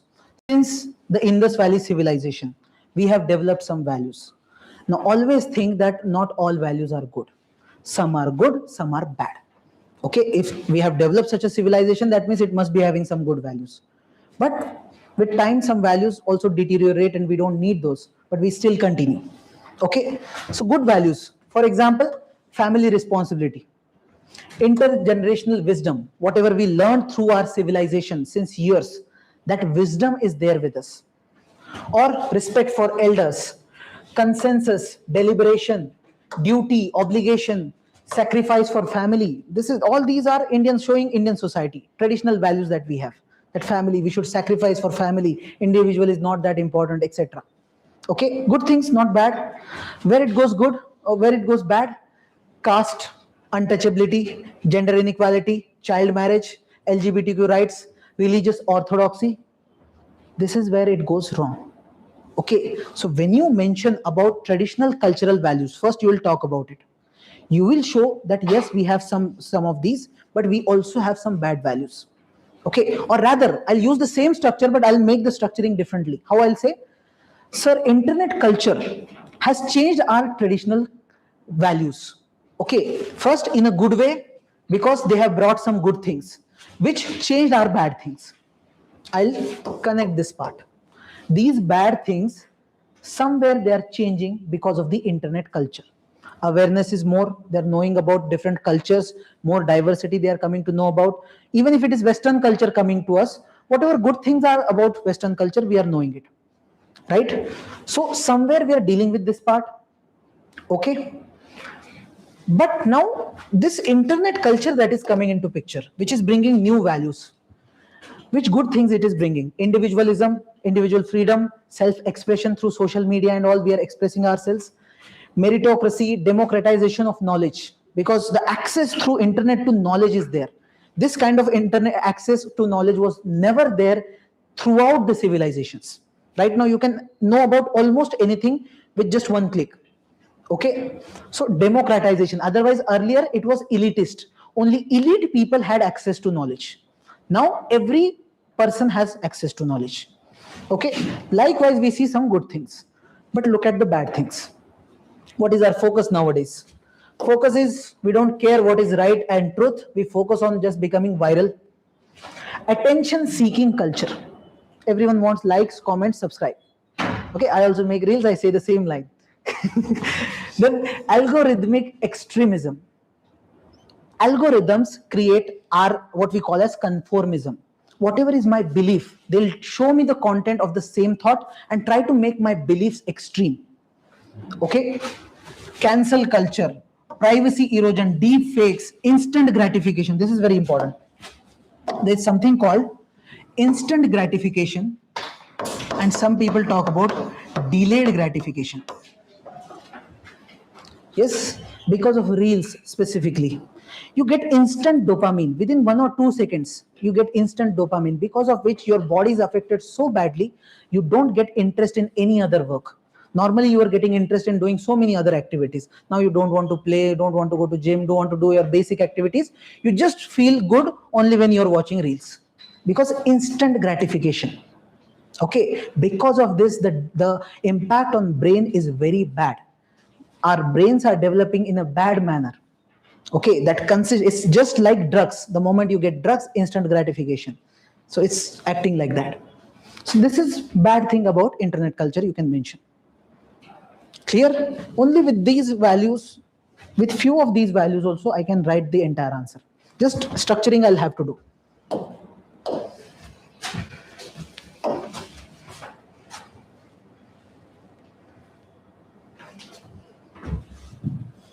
How will we structure? First, specifically give the context. Yes, internet has changed our way of life, way of communication, connectivity. Tell something good about internet. Okay. Then this internet has changed our cultural values. So change in good way, change in bad way. Okay. So you'll be utilizing both traditional as well as these internet values, and we will write in these two formats: good way and bad way. And at the end, your own opinion. That, sir, we have to. This internet is just a neutral tool which is value neutral. It has no morality as such of its own. We have to use it rightly. So what we should do is we should keep whatever is our old wisdom, whatever good is there in our old wisdom. We should keep those traditional values, and also we should take all the good values that are there, which are coming through different cultures through the medium of internet. Okay, there's one line by Gandhiji also. And I think they had asked somewhere, Gandhiji or Swami Vivekanand, they say that I want to keep my house like I'll keep the door closed but windows open. Door closed means my main house will remain as it is. Windows open so that the air from outside can come in. So I'll allow other cultures, whatever I can learn from other cultures, let it come. But I'll keep my house also. Getting it? Concern of privacy. Concern of privacy. Entering into my bedroom. Huh? Internet is entering into my bedroom. There is a privacy issue. Yes, so mention that now. More than privacy, it is surveillance concern nowadays, misuse concern, deep fakes. Deep fakes, we'll see in next few years, more deep fakes will come. Modiji's deep fakes, Trump's deep fakes, then you'll understand how much chaos. If Modiji gives a bad speech, there will be civil war in India.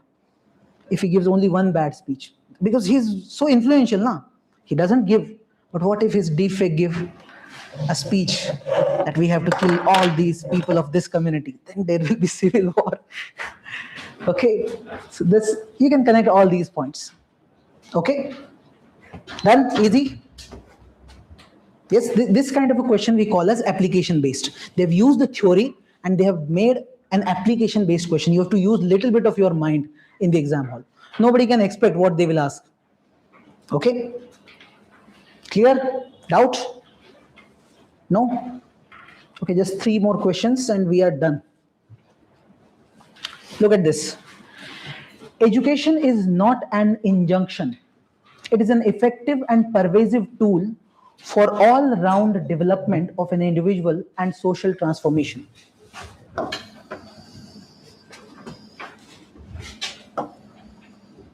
Examine NEP 2020. Actually, this is a question from current affairs. When new education policy came into picture, NEP 2020.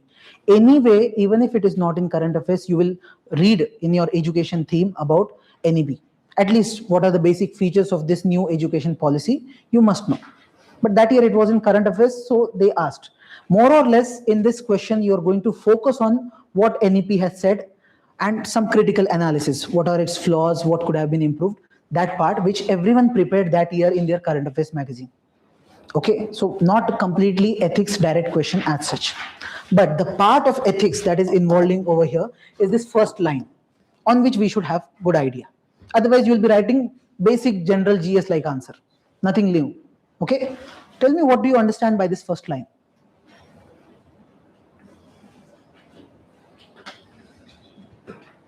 What is injunction?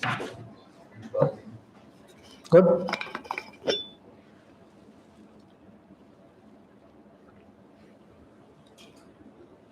Social tool for the social change. Social tool for the social change. Okay. Injunction means order. When someone imposes something, gives an order, that is injunction. So education is not an injunction. So it is actually criticizing the present day education system of India, wherein someone is sitting at the top, he is telling this is the education system, this is the batch, you have to take this education, 10th standard, 12th standard, there is a system made and you have to follow the system. Education is not this injunction as such. It is an effective and pervasive tool for all-round development. This is more important. All-round development of an individual. First, individuals' all-round development has to happen through education. Second, social transformation has to happen through education. These are the two things. If they are not happening, then your education system is useless. This is what the line is saying in simple terms, right? Now think about it. First of all round development they are talking about. What do we mean by all round development? Yes, any idea? Multiple skills, okay. Huh? Politically, economically. Okay. Not only towards her, it's towards the society. Okay. Now see, normally when we look at our education system, our focus is only on developing our cognitive abilities. Cognitive is I can comprehend, understand, write, do math, science, all these things. This is cognitive part. Specifically in this, one thing that should be included, that is problem solving skill, for which logical rational mind is needed. In Indian education system, most of the time we focus on rote learning and all. We don't focus on critical independent thinking as such, right? Well, fixed syllabus, fixed thought process. If you have independent thought process, that is not much supported here. Okay, but this has to be developed first. Second, emotional. That's the major problem in Indian society. Cognitively, people are becoming engineers, scientists, etc. Emotionally, they have zero knowledge.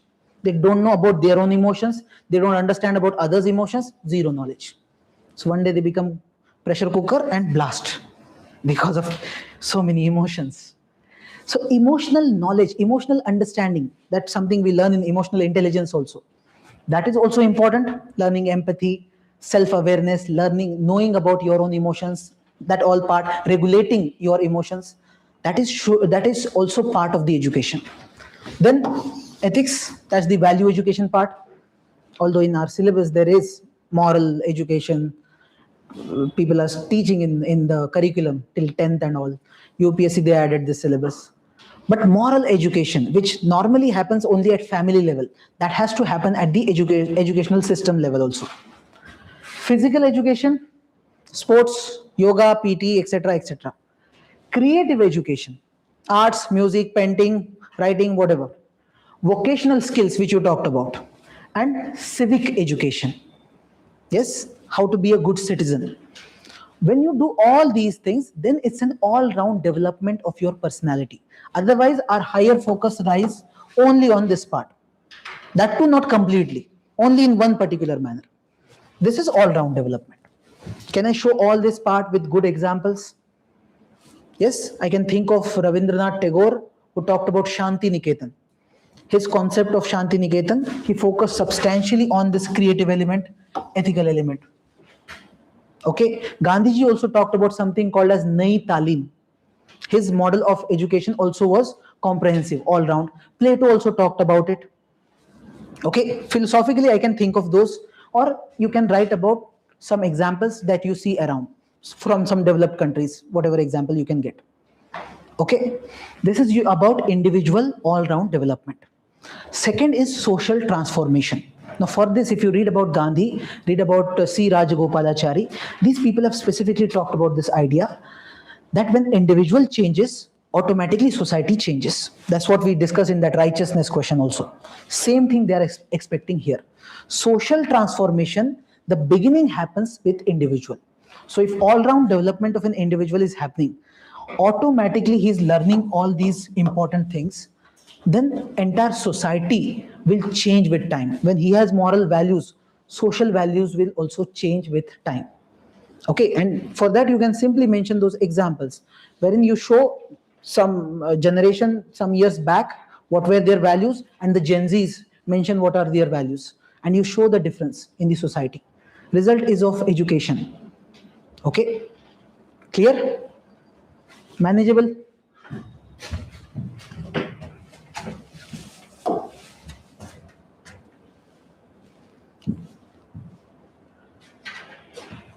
Okay, you have misprinted. This is separate question. This one. What are the main factors responsible for gender inequality in India? Discuss the contribution of Savitribai Phule. Now, she must have been in news and that's why they must have asked, or they can just take any name. We don't know what they'll ask. Okay, normally you read about Savitribai Phule, Jyotiba Phule, Savitribai Phule, at least basic, most of the people know. There must have been some article in the Hindu or Indian Express, and those who were setting the paper, they just thought, let's ask about Savitribai Phule. We can't control. At least basic things we know. Jyotiba Phule and Savitribai Phule, they worked for women's education.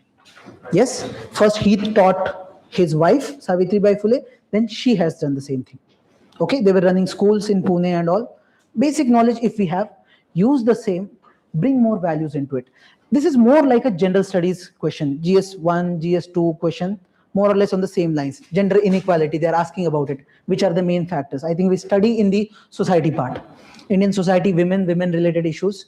In this document, I have mentioned those issues at one place just for the sake of revision. Okay, you have read from some other source, let it be. What are the main issues with respect to this gender inequality? Why it is there? What are the core challenges? Anywhere, this theme is very important. They ask in GS1, GS2, GS4, essay, and in some optionals also. Okay, so very important. There have been many essays asked on the gender theme. So you should know these points for sure. Like patriarchy, there's something called son meta preference. Yes, unequal power, educational exclusion. If you check the numbers, women education numbers, you can quote that. Although in this answer it's not needed, but if it is there in GS1, you can quote those numbers. Okay, labor force participation rate of women that you get from economic survey and all those, you have to quote those data. Then gender-based violence, work-life asymmetry. There's something called dual burden. Those women who are working women, they face dual burden. They have to do all the house chores, whatever, kitchen work and all, and this other work that they already have. And it's like, there was one good saying I read somewhere, that women are finding freedom in jobs. They're doing extra jobs. Already they had one work. Now they have taken another work so that they can at least get some independence. Okay. And men are dissatisfied with the jobs. So it's like nobody's happy. Patriarchy. Okay. Then there is something called glass ceiling. If you see how much patriarchy is institutionalized, that means in the corporates, in government institutions, everywhere, it is so much imbibed that you will see the entire organization at the top level, the leadership position, those who take decisions. There you will never find women. You'll find women, but at lower level, reception, call center, all those things. But when it comes to leadership management position, men only. Okay, this is glass ceiling. Okay, so likewise, all these things you read in your social issues and all. There's nothing new we are learning here, but they decided to ask this question in ethics. Okay, what additional you can do? Add some diagrams like this, role of women. They ask challenges. You talk about challenges, talk about solutions, and talk something good about women also. What kind of a good role women can play? You can talk about that. Okay, getting it?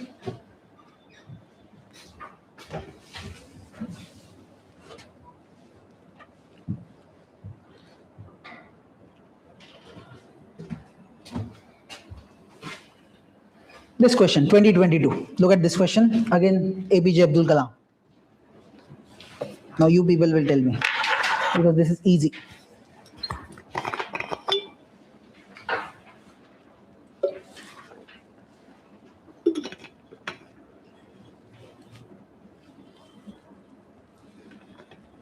Let's write this, because it's so easy that you people will be able to write.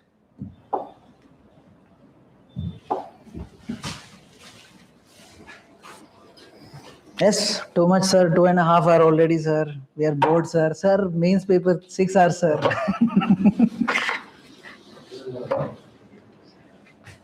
Yes, this.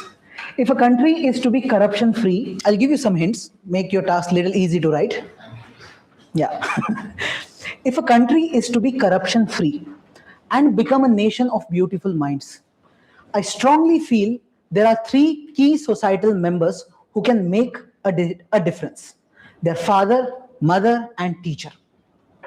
Okay, the question is about foundational values and foundational attitudes. Okay, you learn your foundational values first from your mother and father, and then you meet your teacher. From the teacher you learn those things, specifically some intellectual things which may build your foundational value structure. Your core value system. Your value system has so many values, but the core things are because of these people. Okay, they have a major role to play in your life. This is what you have to show over there. Okay, even if they said corruption free and all, that is just for setting the context. Okay, if someone will do corruption in his life or not, that depends more on what kind of family members he had. If his father was a very honest person of integrity, honorable man, then maybe his child might have learned by observation that this kind of personality I should be having. So he'll also be of the same kind. So no need of any CBI, CVC, Lokpal, etc. He'll not do corruption. Okay, so you have to use these words, foundational values and all. Now specifically mother's role, father's role and teacher's role. So structure it in this manner that show me all these roles, their roles separately. Okay, so you can start writing.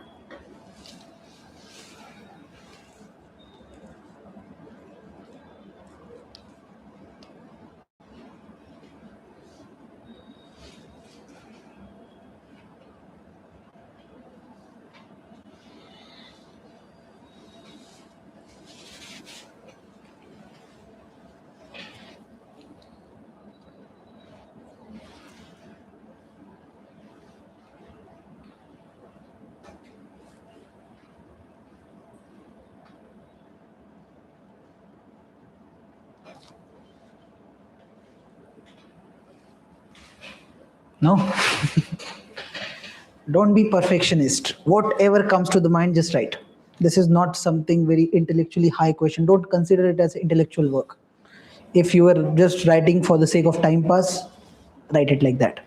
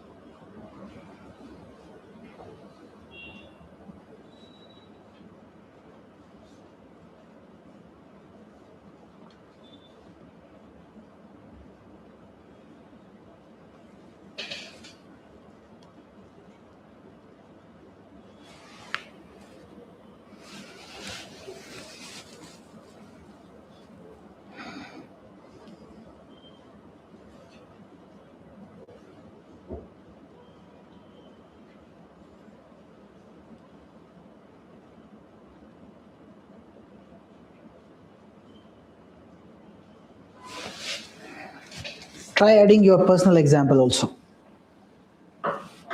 From your personal life, if you really learned something from your mother or father or somebody.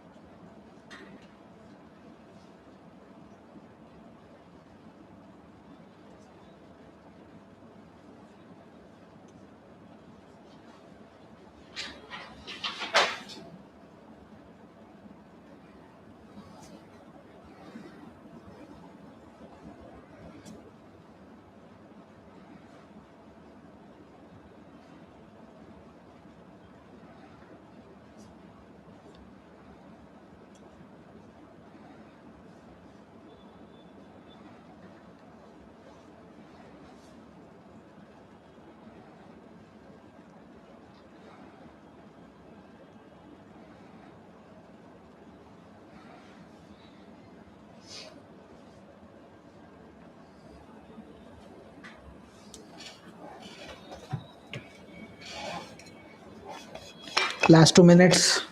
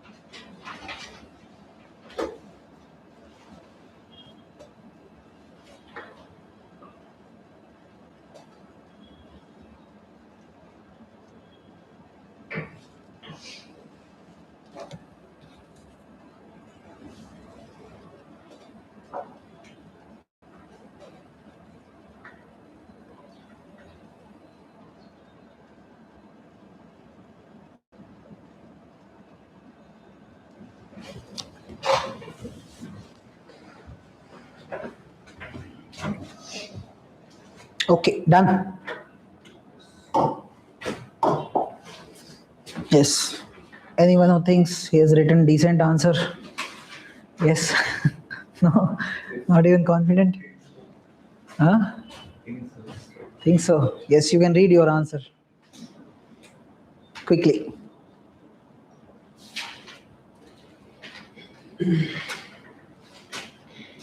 I started with the report of Transparency International Index. Read.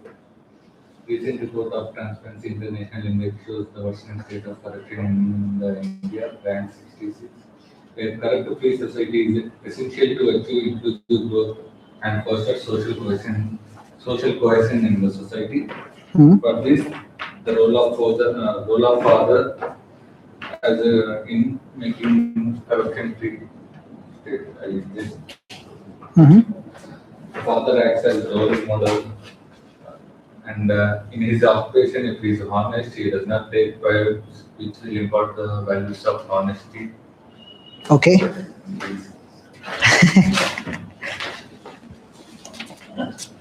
Okay, so role of father, role model, individual, not indulging in illegal practices, courage. Good. You didn't mention examples. So it includes arguments but not examples. Mother generally tells small parable like Panchatantra. Okay, this is good. This is good example. Value-based curriculum. Okay. Okay, decent. Yes, anyone else? Huh? Not confident? Yes, you can read. Values of the society are imbibed to the child from the womb of the mother, where it gets inhibited by the father in the family and enriched by the teacher to make the life of the children easier and sustainable. Okay, good. And if a country is to be corruption free and becomes a nation of a beautiful mind, then there is a role of mother. I gave a statement yes and no. Role of a father yes and no. And the role of a teacher I gave a sloka of Guru Brahma, Guru Krishna, Guru Deva. Okay, so what points you mentioned for mother and father? The values that I learned from the mother would give the best foundation in nature. And examples I quoted: smiles, neatness, respect, cultural relations. Good. And if not, it turns in the turmoil of the mind of the children. There is no mother. Role of father, yes. Role of father plays pivotal role in the nourishment of the child. Then the point of honesty and integrity would be the best things to be learned. Okay. My integrity is not for sale and it is priceless. And if there is no role of father, if missing the child's bird eye view of the society might change and get distracted. Okay. And coming to the point of a teacher, role of a teacher, I quoted that sloka. Hmm. And if the right mentor or a right leader there for the nation, then people will be happiest in the world of the nation. Good. He has implemented what I taught today. Try to implement as much as possible. One thing, if there is no mother or if there is no father, instead of that, if mother or father, they did not play that role of value inculcation, things can go wrong. Likewise, you could have mentioned. Decent answer, good answer, I can say. Now, if let's say we are trying, what is missing only in his answer is examples. There could have been more examples. Okay, let's say I'm talking about mother. Think about examples. There are so many examples, so many people, great people who claimed that whatever I am doing, in that the role of my mother is substantial. Okay, Gandhiji, if you read his biography, he also clearly claims that whatever value system I have, this non-cooperation, satyagraha, all these things I'm doing, I learned most of these things from my mother. He clearly says that my mother used to tell me the stories of Bhagavad Gita and all those things. I learned those things from my mother. So initial foundational value structure I have developed from my mother. Values like empathy, compassion, connection, emotions, all these things I am learning from the mother. You put your personal example also, that I learned this from my mother, which is helping me. Okay, mention about great personalities. One I gave about Gandhi, Obama also claimed this thing. Chhatrapati Shivaji, something great line you can mention. We could not get this people's king like Chhatrapati Shivaji if his mother Jizabai would not have inculcated these values of compassion. Just any king, there are 3-4 good kings whom you can write in the answers. They are known for being welfare oriented kings, right? Mention those names. Okay, this is role of mother. Role of father, people learn by observation. Show that observation. I can make one diagram, just randomly I can think of a diagram, that father 1, father 2.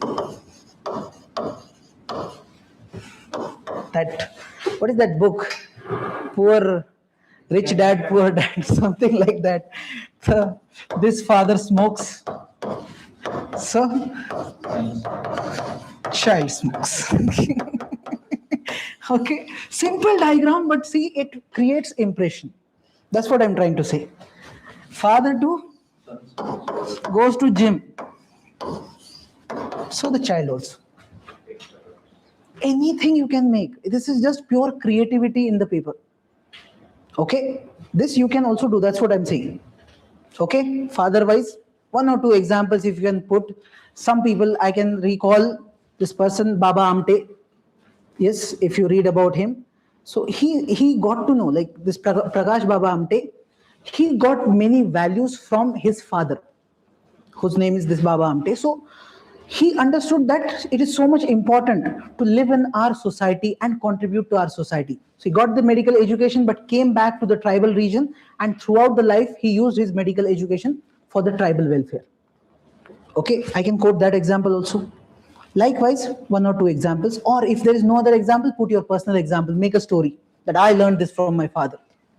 Okay, now, good. Next is teacher. What was missing in your answers? That quote, what a shloka you mentioned, that's very good. One additional thing, what is the role of teachers? Think about it. Foundational values, okay.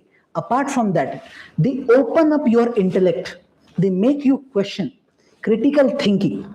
Yes, they question your beliefs, whatever you are holding on to, and they refine your beliefs also. Maybe in your family you learned something wrong. Then the teacher will refine it. Okay, so this is how your entire structure will be built. Good example, Chandragupta Maurya I can think of right now. Chanakya, Chandragupta Maurya, teacher student, good relation.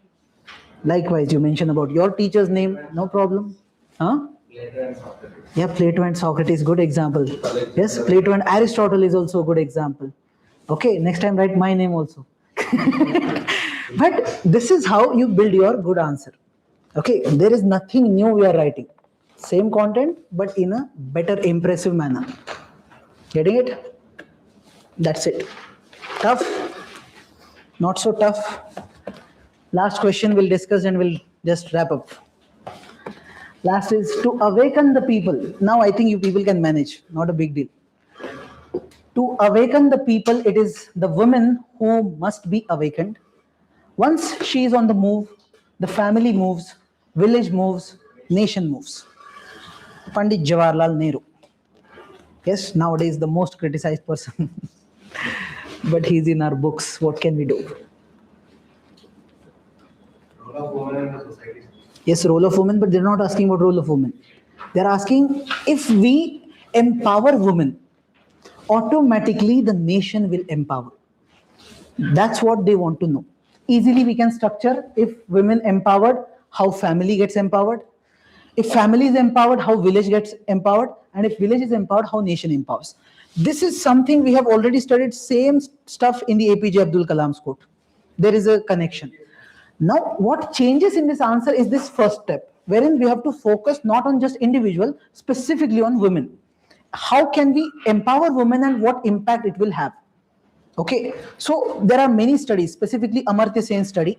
He specifically claims that if women are educated or empowered in a family, if women is educated or empowered, we have always seen that whatever she has learned, that is passed on to the children in one or the other form. Let's say, if the woman is aware of some health related stuffs, she knows about vaccine, she knows about few things, basic awareness is there, she will ensure that the child also gets immunized, polio vaccine or any other vaccine, she ensures that thing. So child's health completely is dependent on this woman, and this we never saw in case of men. Even if men are aware, they never transferred things like that. Okay, these are studies already done. Okay, that's what I'm talking about, the Amartya Sen study right now. So you can simply mention the impact. If a woman is educated, aware, and she's aware about her rights, she's empowered, then what will be the impact on family? Okay, she will educate the family, first of all. She will implement, let's say they'll say that if a woman is aware of family planning, she will ensure the family planning. Okay, you can mention that example. Or you can talk about the rights, you can talk about education specifically, you can talk about health aspect, you can talk about what we say, you take that pestle approach again and just connect it with women and start applying. What can I get? In governance, can I get something? Okay, if a woman has become independent financially, she starts becoming part of SFG, yes, self-help group. Yes, because of self-help group, slowly all the women of village, they also start getting empowerment. Yes, they also start making contribution in economy. Result, your labor force participation increases. Right now, only 50% population is providing your GDP. Rest 50% will also participate. Overall, automatically your nation is also growing. Getting or not? Yes, they'll become politically aware. Then one woman becomes sarpanch, others will also follow. Mention about beti padhao, beti bachao, that stuff also I can mention. So I can think of broad, whatever I read in the governance part, all those schemes I'll try to put in. Okay, structure same, structure is same, whatever rest I'll say, 80% structure is same for what we studied in this Kalam's example. Nothing new we are writing, same examples will quote, same thing. Only thing is just we will, instead of individual, we'll write only women, and done. Okay, and at the end what I'll do now, something new which others are not doing. I'll say, sir, but even if we understand all these things, we have to take some steps, sir, if we really want this thing to happen. So if India wants to achieve its objective of 2047, vision 2047, then Nari Shakti is important. For that, step number one, this steps you people know now. Okay, whatever we need to do, institutional efforts to deal with patriarchy, to empower women, whatever needs to be done, 4-5 points I can mention. Okay, so to end, you can take some good examples like this. Nari Shakti is a good one. We can also mention about in the traditional Indian culture, women has been always given respect, at least in philosophy. In practice, we did horrible things, but in philosophy, so we have this Shakti tradition wherein women deities have been there. Or in ancient time, there have been women, empowered women. Something if we can connect at the end, that Indian culture always gives importance to women, and we have to continue the tradition by implementing these steps given above. Done. Or we have to realize the potential of India through women empowerment. Okay, simple. Yes, Vision 2047 to mention. At least in one of the answer.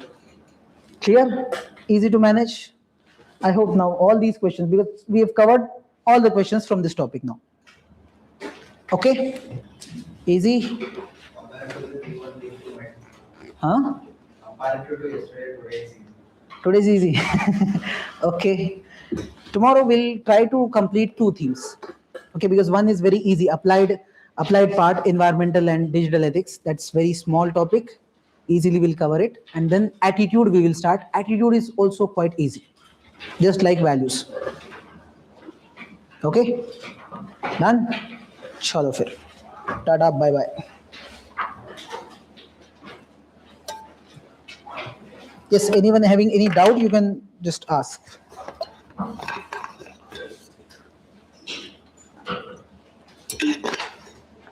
Those who are going blank while writing answers, see, next 500 answers that you're going to write, they will be very bad.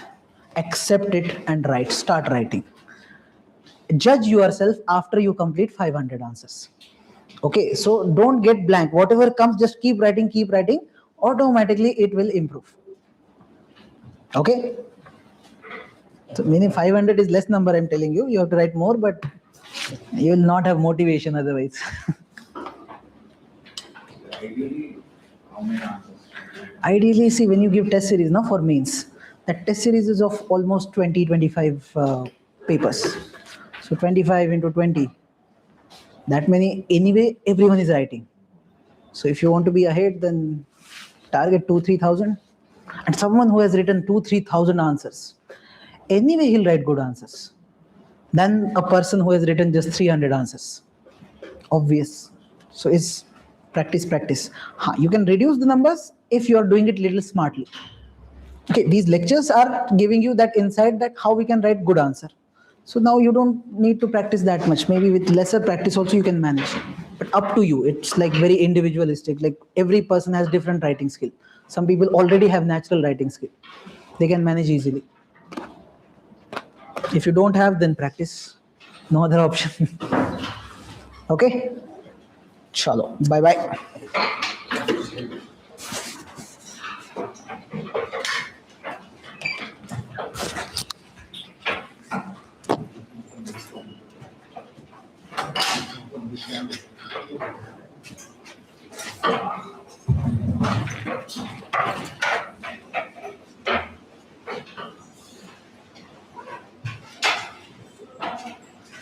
So, where are you from? Where do I look from? Yes. No. Someone said MP. Huh? MH. MP? Yeah, MH. MH? Oh, nice. I was in Mumbai. Mumbai is a very bad city. I was stuck in flood.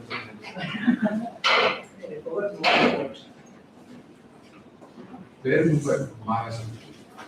Close here is something Marathwada region you must be knowing. You are striving for reservations. Huh? Striving for reservations. Yes.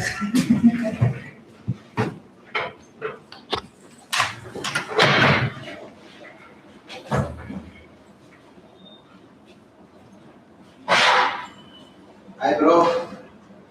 అన్న రాకేష్ అన్న చెప్పమ్మా. ఒక్క నిమిషం అన్న అన్న పొద్దున ఒక 3 books తీసుకున్నారు నా కొంతమంది పేర్లు రాయలేదన్న 30 బుక్స్ అంట ఇప్పుడు కొంతమందికి లేవు పోయి నితిన్ సార్ చెప్తే అడిగితే 30 బుక్స్ ఏమన్నా అంటే ఇక్కడ పేర్లు ఏమి 27 ఉన్నాయి ముగ్గురు రాస్తారా?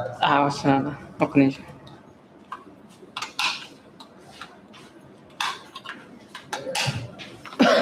యార్